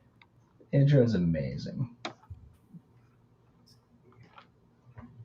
Yeah, it was hilarious. And my takeaway is that James Gunn is an absolute madman. Yeah, dude, love it. Dude is willing to write characters like that, and just write bizarre situations. Yeah, well, I mean, he's got what he needs to do what he wants now.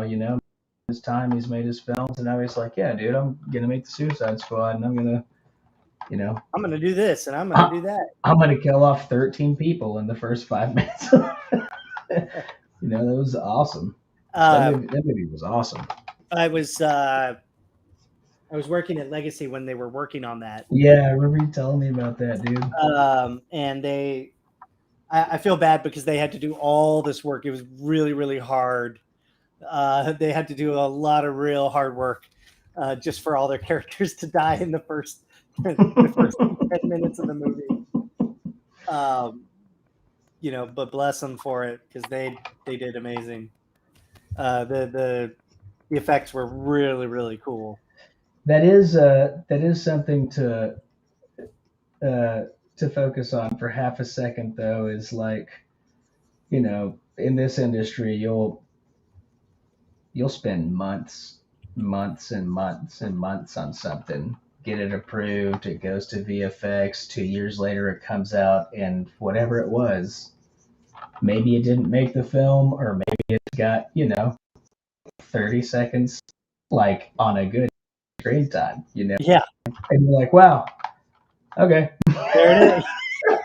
There it went, and they're like, you're like, oh, did you see that part with the thing that I did? And they're like, oh no, what happened? I didn't. Oh, but like and what you don't think about is the feelings associated with it. Oh yeah. I think that's one thing we don't talk about is the emotional side of doing the job. Oh yeah. Because when your concept, let's not say production because production is very hard on its own. But just like the emotional side of it is in concept, you are often the first person to hear about something that's not in the writer's room or the producers or anything like that. You're kind of one of the first outsiders let in, and your job is to be excited very early on. Yeah, and your job is to flesh out that idea and pave that way, And they're so they're sometimes they're pitching it for the first time to you, outside of the producers and the writers and all this stuff. So you are a completely fresh audience. And so your job is to be excited in the beginning. You are kind of like, you have this energy that you have to carry with it. And then, you have to be excited and you have to produce art. You have to put your heart into every piece that you do. Mm-hmm. And then only to get notes that sometimes may, negate everything that you've done or things change down the line long after you've submitted. And, it's not anything against you or the work that you've done. It's just that stuff changes in production for lots of different reasons. Budget, maybe it doesn't fit. Maybe that thing you worked on got cut, even though they really wanted to put it in there. Yeah. They got into the edit and it didn't make sense to have it. They put it in there and it felt too long, and so they have to cut that part out. And so you go, well, there was months of my life or hours of my day or whatever it is. And so you have to deal with those emotions that come with that. Yeah, it's like the first thing they teach you at Nomen is to, kill your baby, and you have to definitely exercise that, man. Like, it becomes tough. It becomes tough if It's you hard. do It's a something hard. crazy. It's a hard thing to balance because you are both very excited, but also you just have to be prepared that it's never going to see the light of day. I know, dude, and it's always that thing to where you're like, okay, I'm not gonna get too stoked. I'm not gonna get too stoked. But you're stoked. You're stoked. You're totally stoked, and you're super excited for it. And you know, Matt and I have known each other for years, so we have a buildup of trust. So we're the only people that we really talk to about stuff. Yeah. And so we have that trust in there, but you cannot talk about it to anybody. It's rough. Yeah. You're holding on to a secret for years. Mechagodzilla, for example, was a very hard secret to hold on to for a very long time. Oh yeah. I mean, it was crazy for me too because, the whole time, I mean, this fits perfectly in. Like, they loved the male and female Nozuki designs. They were like, man, we are going to rewrite this sequence to incorporate, this different kind of Nozuki. I really like this. Wingard loved it. You know what I mean? But whenever it came to like pre-production, they just like couldn't make it work. Yeah. And it was like, well, we got to drop. You know. Oh. And so that's one of those things where you're waiting like 3 years, and then it's just like, dang. Just to find out that it, dang. Just to find out that it didn't make it, Yeah. And so you just kind of go, okay, okay, and that's the break sometimes with, because it's a very fun and sexy job, but at the same time, it can also be heartbreaking, and it can every so often just take a piece of your soul. Oh yeah, I would reverse that, and I would say that it is sexy and fun on paper. It's like, I mean, dude, it definitely is an awesome job, but yeah, dude, it's like, whew, it can be tough, man. I absolutely love it, though. I love every opportunity I get to do something like that. Like, I'm getting close on this project I'm working on, that you helped me get. I mean, dude. Yeah, I know what it is, but we can't talk about it, obviously. But yeah, of course. But it's been months, and I'm like, man, it's almost coming to an end. It's one of those. You get a weird feeling. It's like, am I excited to I'm off, or am I nervous because I'm not working? Yeah. Oh God. When you're waiting on notes and you don't have any work for that day, and you're like, well, am I ever gonna work again? Yeah, like, is this it? Like, have I done it bad? Is my because I had one of those days today. Today, for example, no notes. I'm waiting on information, and I'm like, oh God, I'm never gonna work again. Yeah. It's over. Oh, I was just insufferable all day to myself, and then I get the call like, oh yeah, you got to come in for a meeting. Or like, okay, and then you're like, oh, all right. I guess I'm a I guess I'm okay. Job is safe. It's weird because you feel like you need work sometimes to validate what you do. Like if you sit down just to make art for you, you feel guilty for some reason. I don't know. Yeah, well, I mean, it's also the one thing that I've noticed is, the personal stuff never ends, and then you're always like, wow, why can't I finish something? You're like, well, I mean, there's not some guy saying, here's the deadline, and if you don't do it, you don't get your check, or you don't, you'll never work for us again, shit like that. It's like, and so it's definitely easy to be, you just get like, well, what I started doing. That's how you get 20 unfinished projects sitting on your desktop. What I started doing is I started writing them down, ideas for like projects to give myself. Yeah, I've been doing. So like, things for either Creature Corner or just like personal projects that I need to do to get to work on my portfolio to improve as an artist, on top of like other things that I'm doing, writing and other things like that, projects that I'm producing, so when you have an idea, you just write it down and just bank it and save it for later, and then finish what you're working on in the meantime. Yeah, I do that a lot. Like really late at night, I'll just have some little light bulb like, oh man, I need to make a really buff pumpkin pie. I remember that. Yeah, and he's awesome. But whatever you call him, Buffy the Pie Slayer, or was it? It's Pumpkin the Buffy Pie Slayer. Pumpkin the Buffy Pie Slayer.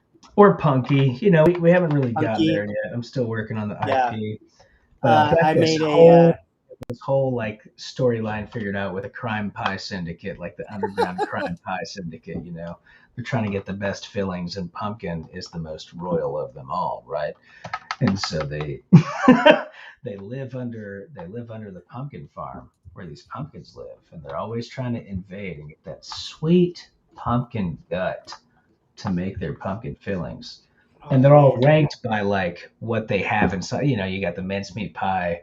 Maybe he's just like, kind of he's like, doesn't make a lot of money. He's like, yeah, he's like a blue collar kind of guy. And then you've got like, the different like berry pies, and they're like more royal, more aristocrat, and there's this whole like layering system of like what kind of pie runs what kind of government, pays off what kind of pie crime syndicate to get that pumpkin filling so that they can fulfill their destiny. Jesus, Matt. I got a whole thing going for it. I have to bust it out next Alex makes a great point, which is deadlines, even with personal work, are super important. Otherwise, you'll just noodle forever. Yeah, for sure. And absolutely, you start to lose the big picture too. It happens a lot in music for me. It's like, dude, you just gotta just lay That's it right. down. You're a music. You play music too. Oh yeah, man. You actually like have talent.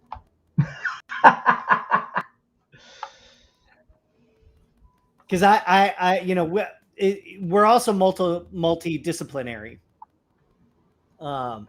Misty Wisty, hi. What is this channel and what are you doing? Welcome. Hi. What's up? What up? We're a bunch of goobers and we're making monsters. So come hang out with us. Handful of booger boys. We're full of booger boys. Matt's working on Cthulhu, and I've got a simian, creature guy. Look at that. I've been working on his face, getting it all nasty. Look at that nastiness. Oh, dude, that is sick. Yeah, he's starting to get like really. Here, well, let's do some features. I wanted to give him like a little bit of a bulbousy kind of brain. There we go. So exposed jaw, no lips or anything like that. Yeah, of course. I think the ears, I like the ears just because they're very like humanoid. I know that it actually works really big. It's just super weird. It's just a human ear. Like, yeah. I mean, it's not just a human ear, but it kind of throws it. It just adds a little bit of human to it, just enough to make it like super creepy. And then he's got his long finger boy, his long fingies. Yeah. Does he look more like a Jeff or like a Tim? I'm thinking Jeff. He does look like a Jeff. He looks a little bit Jeff. He looks Jeff to me. He could also be a Tim Tennyson. Oh, dude, or a Jeffington. Jeff, Sir Jeff LaBouffe. He was born with Jeffington's disease, Your Honor. Oh man, it's such a tragedy. And it's genetic. There's nothing he can do. Nothing he can do. It's not his fault. Yeah, I don't know why you're bringing it up in this court. It's really, Your Honor. It's really sad. Your Honor. Your Honor, he's got Jeff Boofingtons. Peter. And then Matt, you're Look at that Cthulhu boy. Jesus. We're going in. We're going in. We're going having in. What we're is having a boof. What do we? Oh yeah. I mean, dude, I could be playing around with this. I could be doing key shot, but I'm I could. sculpting. Yeah, it's just too fun because I mean, the second I send it over, somehow it's gonna lose all of its. It's gonna break everything. And it's like, I'm glad I spent all this time on that. Feels good. Let's pop that fog on though. Look at that. Pop that fog boy. See the fog boy. That's a great fog boy. I did this. I used to do this in V-Ray. La Bufemia. And it made me think that possibly you could do it in this, and it like totally works. I gotta get some claws. I gotta get a white claw in here. I gotta get a white claw and get a hammer for my bickles. We got a case of La Bufemia. He's got La Bufemia. He's got La Bufia. Managing scope on personal projects too, at least for me. Otherwise, I never finish. My secret is I never finish. Yeah, I hit a point where I'm like, I hate it and I'm done and I'm never touching it again. See, but here's the thing, man. Like, I haven't touched Cthulhu and I haven't touched the Pinhead in over a year, but now I'm getting this printer and I'm like, dang, dude, I want to print a one-to-one message. I want to print a one-to-one size message in a bottle on my damn printer. That'd be sweet. I got to get a full paint set up too. Yeah, I need to get an airbrush. I've got paints, but I need like some airbrush and paints. And then I need to start printing again and doing all that stuff. Yeah, I've got 2 additional photons if you want to buy them off me. No. Cool. Because I have two photons of my own that I don't touch. Yeah, but don't you need 2 more? I don't understand this logic. I want a big one. I want a P-O-Poly. Peopoly? Peopoly. Peopoly. I need one for that. Because I want to print large things, Matt. Well, Jared, I want to make large monsters. Well, Jared. I want to buy some wet clay and start sculpting with some wet clay. I know, man. I'm about to have this garage opened up for me for the next year or so. I was thinking about getting a clay table out there, but I want to get like just a whole printing and airbrush.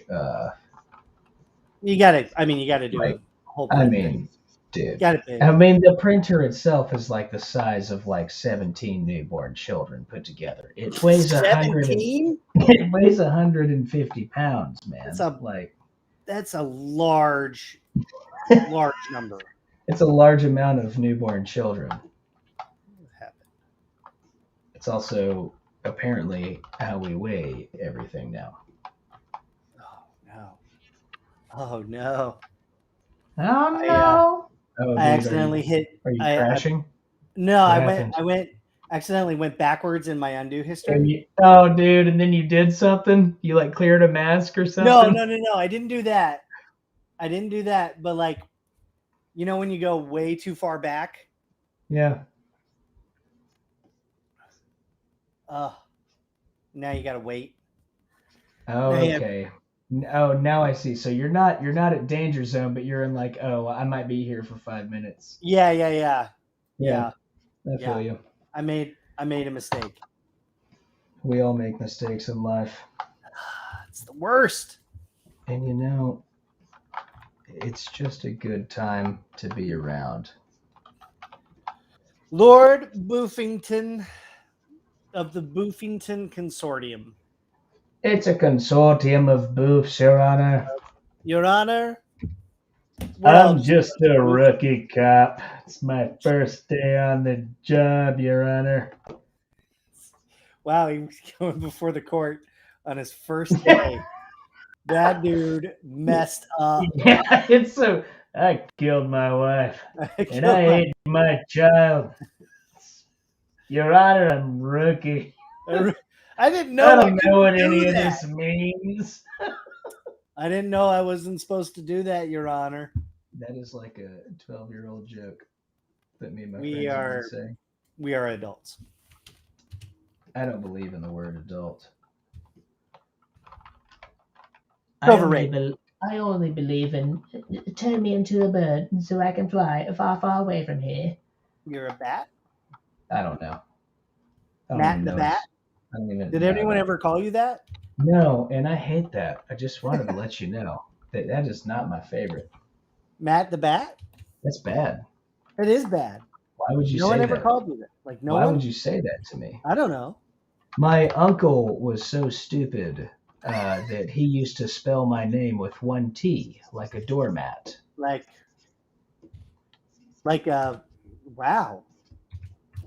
Like did he do it on purpose? My uncle was so stupid that How stupid? he is stupid enough to spell the name Matt with one T. Jesus.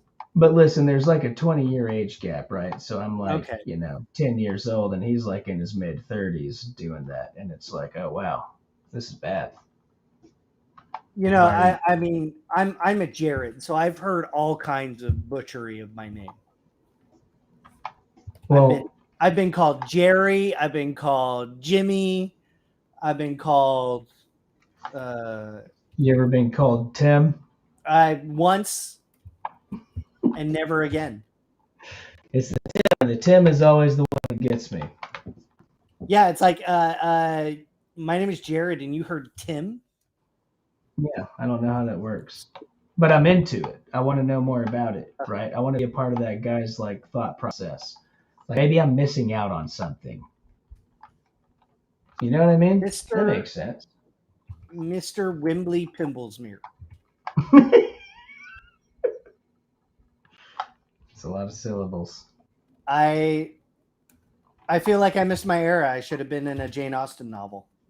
I feel like I should have been that butter that Fabio can't believe is not. Oh, what a time. That's what I think. Mr. Wembley Pimblesmere. Pimblesmere. Pimblesmere. Say. What are they doing? They're talking about politics. Talking about politics. I'm just being stupid. Man. You know what's a good show? Succession.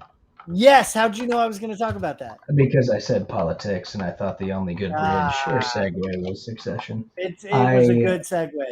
I love that show. Well, we just finished season 3. Bro. And what'd you think, man? Full circle on that. I'm sorry. I just everything Greg says, dude. Every time Greg talks, I know. I feel like I'm gonna crack my teeth because I'm cringing so hard. He's like, so it sounds cool. Yeah, no, yeah, it sounds good, but so, I'm thinking maybe going to prison might not be my thing. But it's so good. But it's like, maybe it's like. He's so good, dude. Oh, dude, it takes skill to pull off cringe like that. Dude, between him and Tom, I mean, the show is just. I mean, dude, every character in that show. Kieran Culkin is incredible. Everybody is just incredible in that show. I think part of us, we all want to be. And Brian Cox. Yeah. Oh, dude. Dude's a god. Gravitas on that man. Part of us, I think we all want to be Roman. Yeah. In a way, we all want to be that brutally honest. Mm-hmm. And then you just see how messed up Roman is. Well, everybody's 150%. Every character. Yeah, they're all pushed way, way far beyond. Like the blend shapes in the animation you were talking about. Yeah, they're just full blown, dude. I've been working on my Ken, which is Dad, hey, I just I want to let you know that Dad, Yeah. Yeah. I Yeah. That's pretty good. Yeah. uh I've been I working. feel Well, for Ben. I can't do my I can't do my impersonation of the man himself, Brian Cox, because it is his signature Well, saying. he just swears the whole time. Dude, it is so Uh funny. but oh god, every character's ramped up to 11, but I swear to god, Greg pisses me off so much No, because dude, he's Greg and so Tom. cringy. Like the watch thing.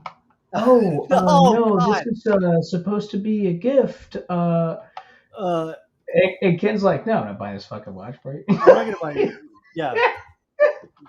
And he's like, well, I guess uh, okay. Uh yeah. just when he's trying to like show it off, I'm just like, Mhm. oh, shut up. I know, but Stop. like, your high school nerdy persona is drawing parallels, and you're like, damn, was I that cringy? Oh yeah, and the answer is probably yes. We were Absolutely. all that bad. Uh yeah, it's so good, and of course, yeah, Brian Cox and even Siobhan. Oh, Uh, dude, Siobhan's incredible. she's She's so good. she's a maniac. I mean, every character, like I Every said, man, character. I've been in love with that show ever since it actually wasn't the first episode. I was like, yo, this is a lot. But after I got about halfway through the first season, I was like, wow, this Yeah, is insane. the first time I watched it, the first episode, I almost couldn't do it because Yeah, Kendall is it's, so oh, he's dude. so annoying and he's so out there, and you're like, Mhm. why do I? He's a psycho. Yeah, He's a he's a psycho. psycho, He's a and you hate psycho. him. But dude, like, for me it was like Letterkenny. Letterkenny is like hilarious, but it is like 150 miles an hour, Yeah, right? yeah, And so this was like Succession was like a way more highbrow, but just as fast. And it was like, can you keep up with yeah. how much these people hate each other? It's a great show. And it is intense. And Zero creatures in the show. And it's so I mean it's a monster show. I mean, they're all monsters. They are all monsters, but they're so it's a But different it is very, there's something very enjoyable about watching just horrible people, and I don't know why. It just fills some like deep seated need to like realize, oh, they're not better than us. Oh, I mean, it's the age old story, man. The age old story, man. People love seeing that age old story, man. The age old story, man. Return of age old story, man. The man of stories. We're always interested in how awful things are because we want to feel better. Yeah, and it's like they're doing it is a gladiators, release. Public hangings, all that stuff. That was the public like way of getting some of that. Yeah, it's almost kind of like the purge if you think about it. Right? In a way, yeah, I can see that. It's like if we feed your need. Ooh, it's getting scary now.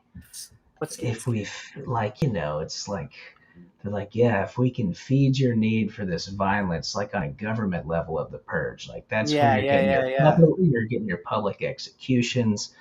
You're getting gladiators. You're getting crazy violence, right? And we're providing it like to our citizens to keep them tame, right?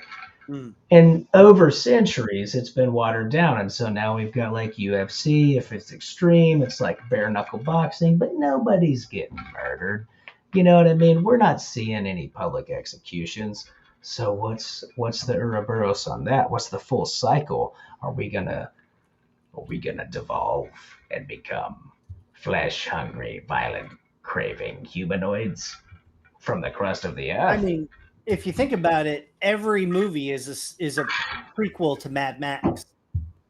Yeah, like The Purge. Like The Purge. Let me tell you about The Purge. Have you watched the show at all? Jared. What was that? What was the last Purge you saw? Not the most recent one. I think the most recent one is actually called The Final Purge or something Final like Purge? that. What a lie. They know that's not The Final Purge. Yeah, because I think there's a TV show, so I don't know if it's actually The Final Purge. Nobody knows what's going on. No one knows what's There's going on. been like 900 purges. Yeah. There's too many purges to count. There was one with Ethan Hawke. Was that Ethan Hawke? The first Purge. Yeah. That's the only purge. Hey, listen. That's the only purge for me, okay? That's the only Purge I know.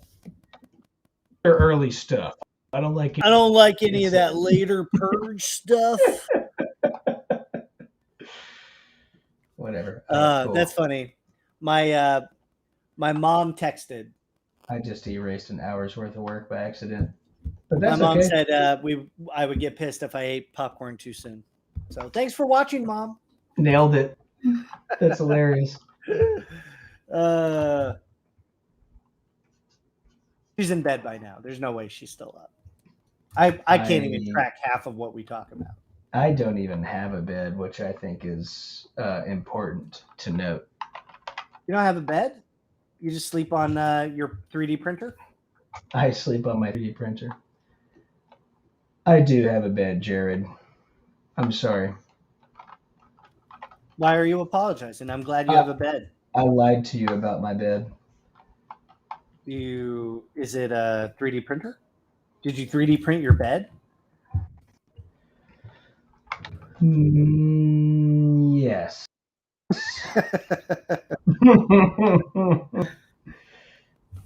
Yeah, it'll be fun, like painting the models. Being like primarily a texture artist over the last 4 years, it's like, man, dude, I want to paint some. There is, there's a satisfaction in like getting to physically do something. Versus, and working with, like SFX or practical companies to where they're like doing your stuff in prosthesis. It's like, man, it would be cool to know how to do that stuff. Yeah. That's what initially got me interested in this was the guys that. Yeah, it's funny. Jurassic Park stuff. You get into this because of all the 1980s, Yeah. effects, yeah. And then and here we are. We're on our computers, just doing digital stuff. Mm-hmm. So every so often, I want to remind myself, like, I gotta do that. And it is supremely enjoyable. Like, working at Legacy, and then I would go downstairs and I would see what they were working on. Dude, and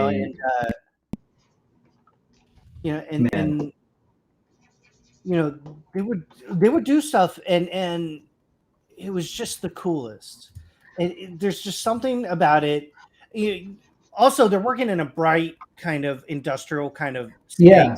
Mm-hmm. So everything's bright and everything, so they can see everything. And you're like, okay. But then they take it into their little studio and they shoot it, and they photograph it, they light it, and you're like, oh, wow, this is magic. Yeah, dude, before I took the internship at Aaron Sims, I had an interview at Legacy.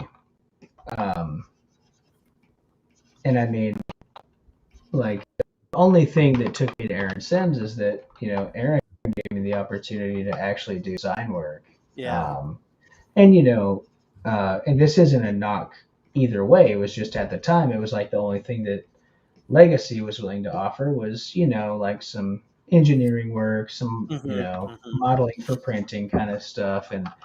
But dude, doing the tour and going downstairs and seeing like the Terminator, the T-800, the Jurassic Park dino, like seeing all of that stuff and seeing all of those guys like such a toy painting shop. the eyeballs. It's Yeah. like, dude, I could live in this place. It's so sick, right? It's a toy shop, and I've been remote for the last several years, but still working with them, and I miss it every day. I know, dude. It is an inspiration, and like, the just being able to like go up to it with your eyeballs and look at stuff.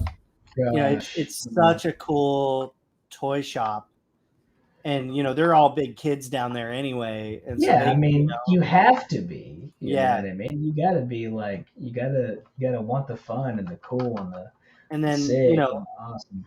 On top of that, they're legends too, and so they got great stories. And so every so often, Shane or Lindsay or John or Alan will hit you with the story, and you're like, wow. yeah, and I feel like a dumb, I'm 40 and I feel like I'm a dumb kid. Like, that's wow. funny. It's old news now, but I got to see him make Baby Yoda down there. Dude, I got to see Baby Yoda happen. Yeah. Or before anyone else. And so I got to watch them make that, and it was just like, this is magic. I only understand it as magic. Mm-hmm. And then working on Antlers was also a life-changing experience. That one. Oh yeah, dude, that experience.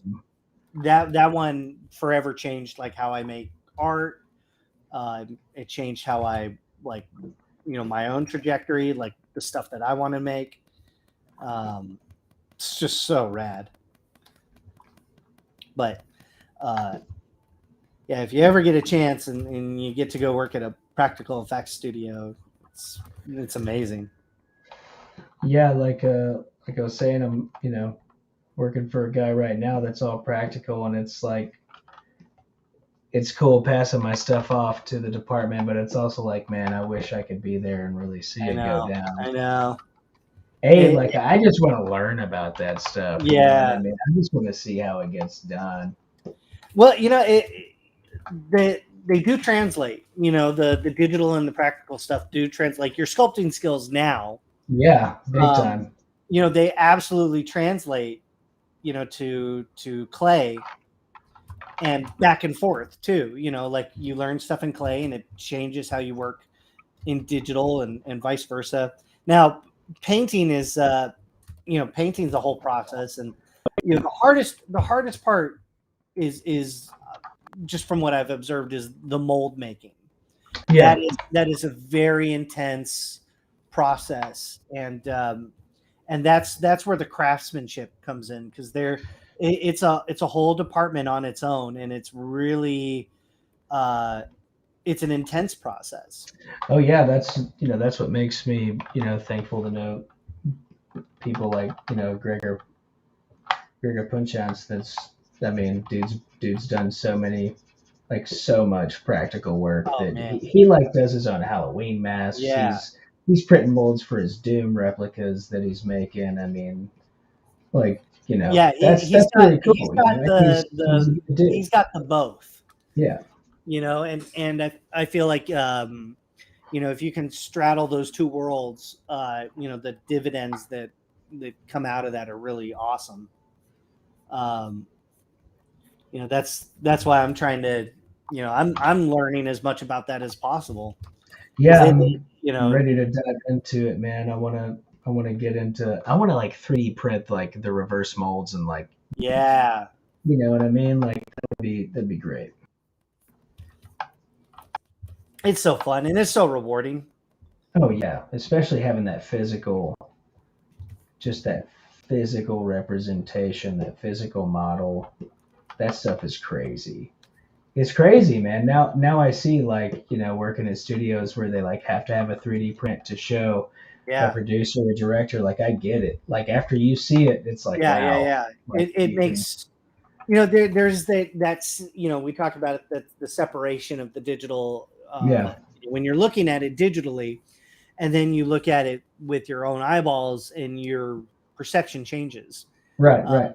You've got 3D prints, I've got 3D prints, and you look at them and you're like, oh, I made this. It really does exist. Because sometimes when it's a digital file,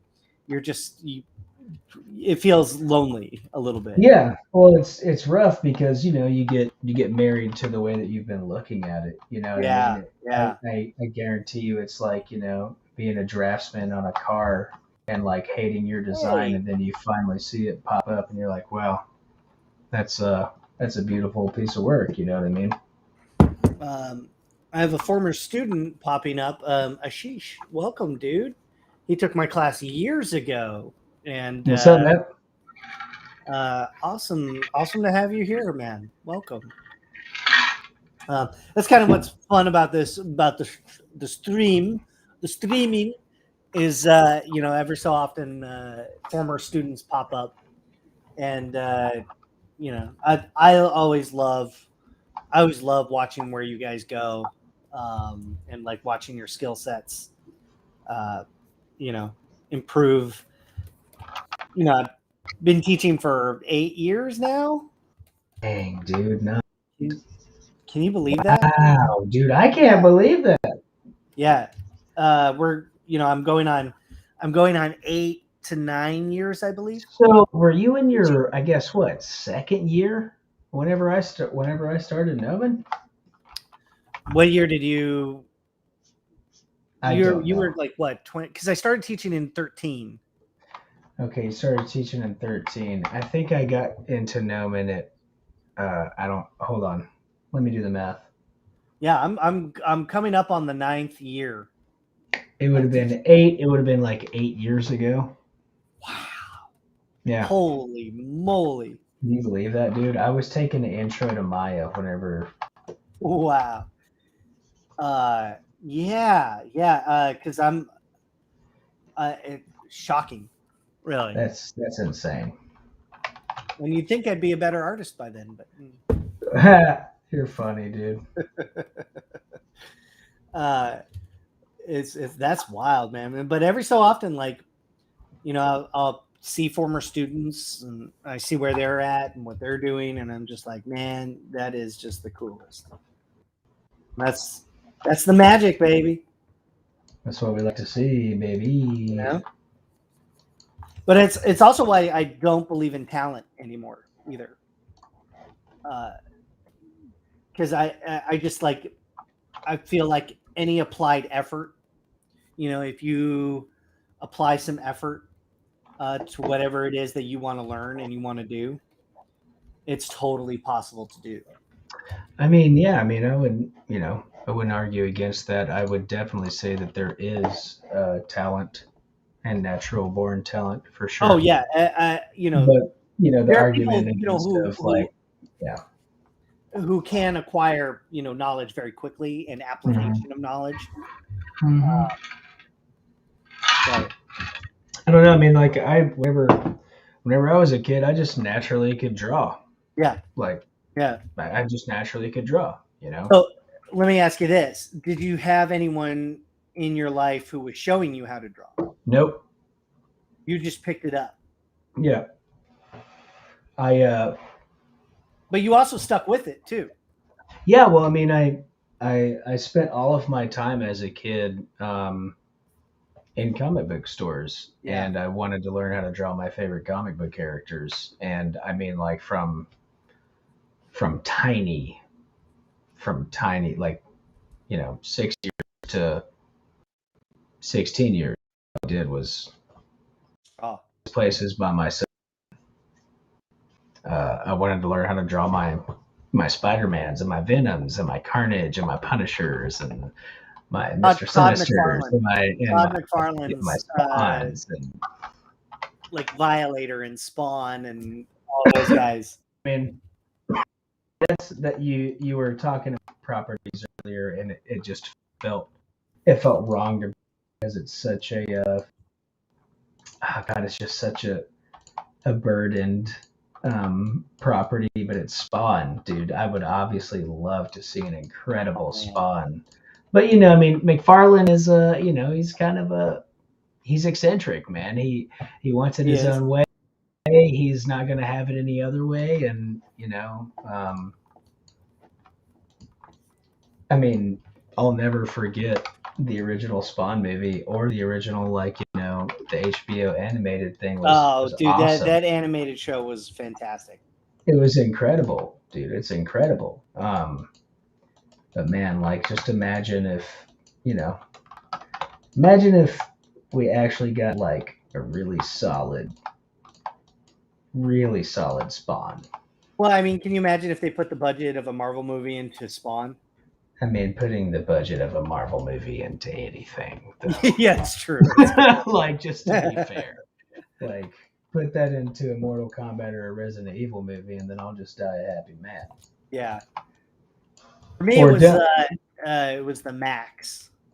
Dude, yes, the Max and Savage Dragon. The Max was my shit. Yeah, the Max and Savage Dragon. I would buy those together. Yes, Savage Dragon. Mm-hmm.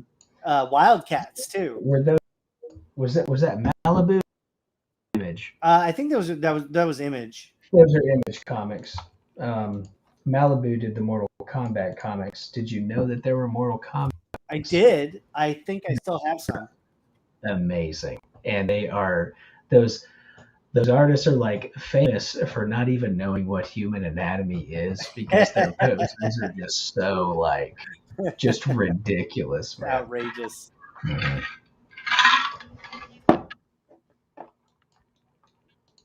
All right, so let's do a check-in.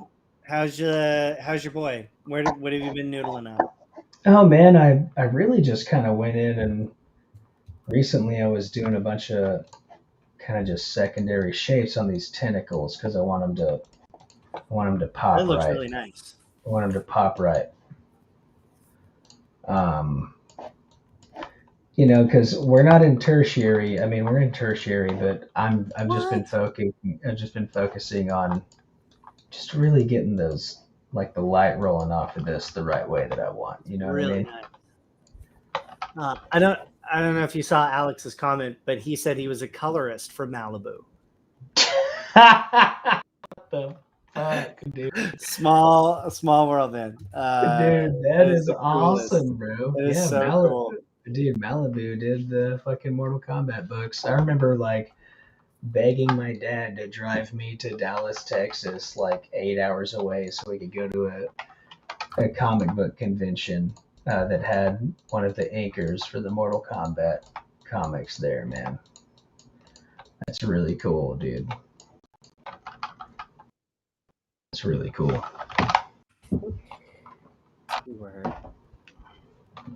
Yeah, where are you at, Jared? What do we got? Let me see. So, I mean, really, it's just been doing anatomy passes. Oh, that's right. Oh, dude, look at the serratus is nice, yeah, man. Got all the serratus in there. The forearm muscles, which are always just fun to sculpt. Yeah, those are always really fun, and I do like the top of the hands as well. Yeah, the top of the hands can be really fun. They give a lot of character to the, you can really just. What I like to do, and I think I'm ready to subdivide, but I like to go to do like every other. So I'll kind of do a divot like this. Yeah. And then I'll space it out and then do like another one up here. Nice. Yeah. And what that does is it kind of. Yeah, it has a little bit of connective tissue. It makes it feel like, connective tissue underneath. Yeah, for sure. And that stuff just always looks really nice, back there. And then you can go over with, standard, start doing some vein work. Yeah, get some veinage in there. You got to get veinage. I get veinage. You got to have veinage, bro. So when you're at this stage, once all the major forms are blocked in, it's just going over it again and again and again, traveling over the model as much as possible.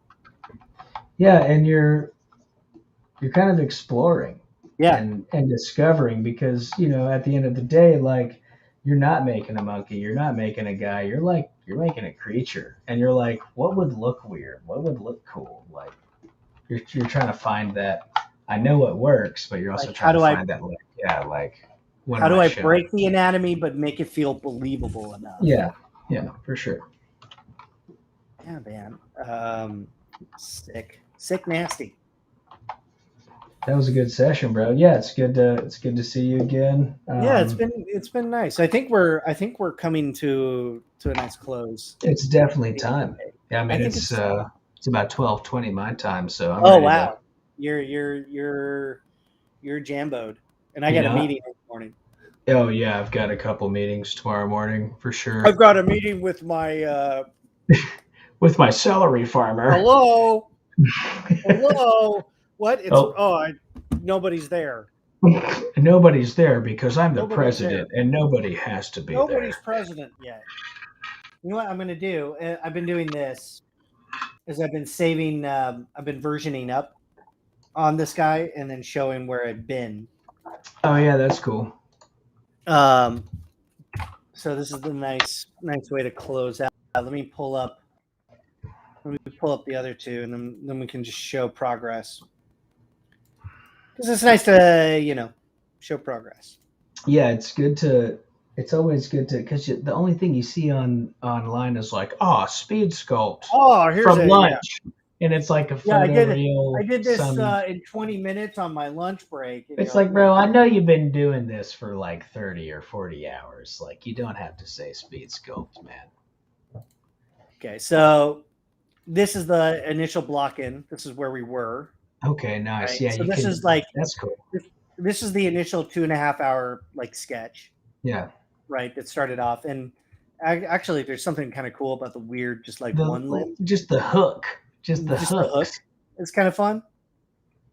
But, and then what are we? This is phase 2, which is now everything sunk together. Yeah. And then all the, just kind of blocked in and it's, merged together. Mm-hmm. And then here we are today. And, tighten the anatomy. Just getting it really, really tight. And I think the next phase of this is going to be like adding some wrinkles on top of this. Yeah, because he looks like skinned almost, Yeah, he's very it's almost an écorché. It's just above an écorché. So adding like more wrinkles and some other stuff down the back. Yeah, I'm a little scared to go there because I like him kind of emaciated like this. Dude, and it's always hard to break it too. It's always hard. Yeah, because you get married to that feeling until that's definitely a divide between personal and professional work because your client is telling you, I need it like this. But in your head, you're like, well, what if it could be like this? And you're also like, well, I don't want to do that because I like it the way it is, That's a tough fight too, dude. The head is sick. And then so like started the like there, right? And now adding some like additional like divots and bumps and other like nasty cuts in there. No, man, it's starting to look nasty. It's definitely got like a cephalopod arachnid language in the new version. It looks great, dude. It's almost like a tarantula shell language in there. Oh yeah, that's gross. Yeah, it looks because that's nearly like your third element is almost has an insect. A little bit of insectoid too. That looks like a cephalothorax from a tarantula. It's gross, man. Yeah. That might be interesting to put some shells on the back or something like that. Yeah, and then like fill it with a little bit of some gnarly hair or something. Yeah, I definitely once we get a hair pass on this, it'll really start getting sick nasty. Mm-hmm. Yeah. Hell yeah. And then man, and I feel like you made some good progress today too. Oh yeah, I just like I said, I was doing some cool stuff. I love that. I love how the render's looking, dude. It looks great. I want to be able to get my texture. Well, I mean, I'll paint it in ZBrush, but it has been fun, like working on this scene with the volumetric fog and stuff. But that was a really good tip too. I'm glad that they have that. Wait, I'm excited. I think probably 1 or 2 more little sessions. I'll be done with the model. I can pose it. It looks really tight. I'll engineer it, dude. Thank you, man. Yeah. Thank you. Don't forget. Yeah, he's got a little. Don't forget. You got to get every nook and cranny whenever you got to get under there. That's a part of creature. That's a big part of creature sculpting. That is the corner of the creature, as they say. That's what the show is really all about. Yeah. So now I'm on the other side. Okay. Well, thank you everybody. Am I frozen? Oh, there we go. Well, thanks everybody for joining us, coming and hanging out for Creature Corner. I hope you'll come by next time. We're working on lining up some guests, hopefully for February. So, cool, man. That's what's up. Yeah. So, stay tuned. Thanks everyone for hanging out, and we'll see you next time on the Creature Corner. Later, dudes. Good night. Bye-bye.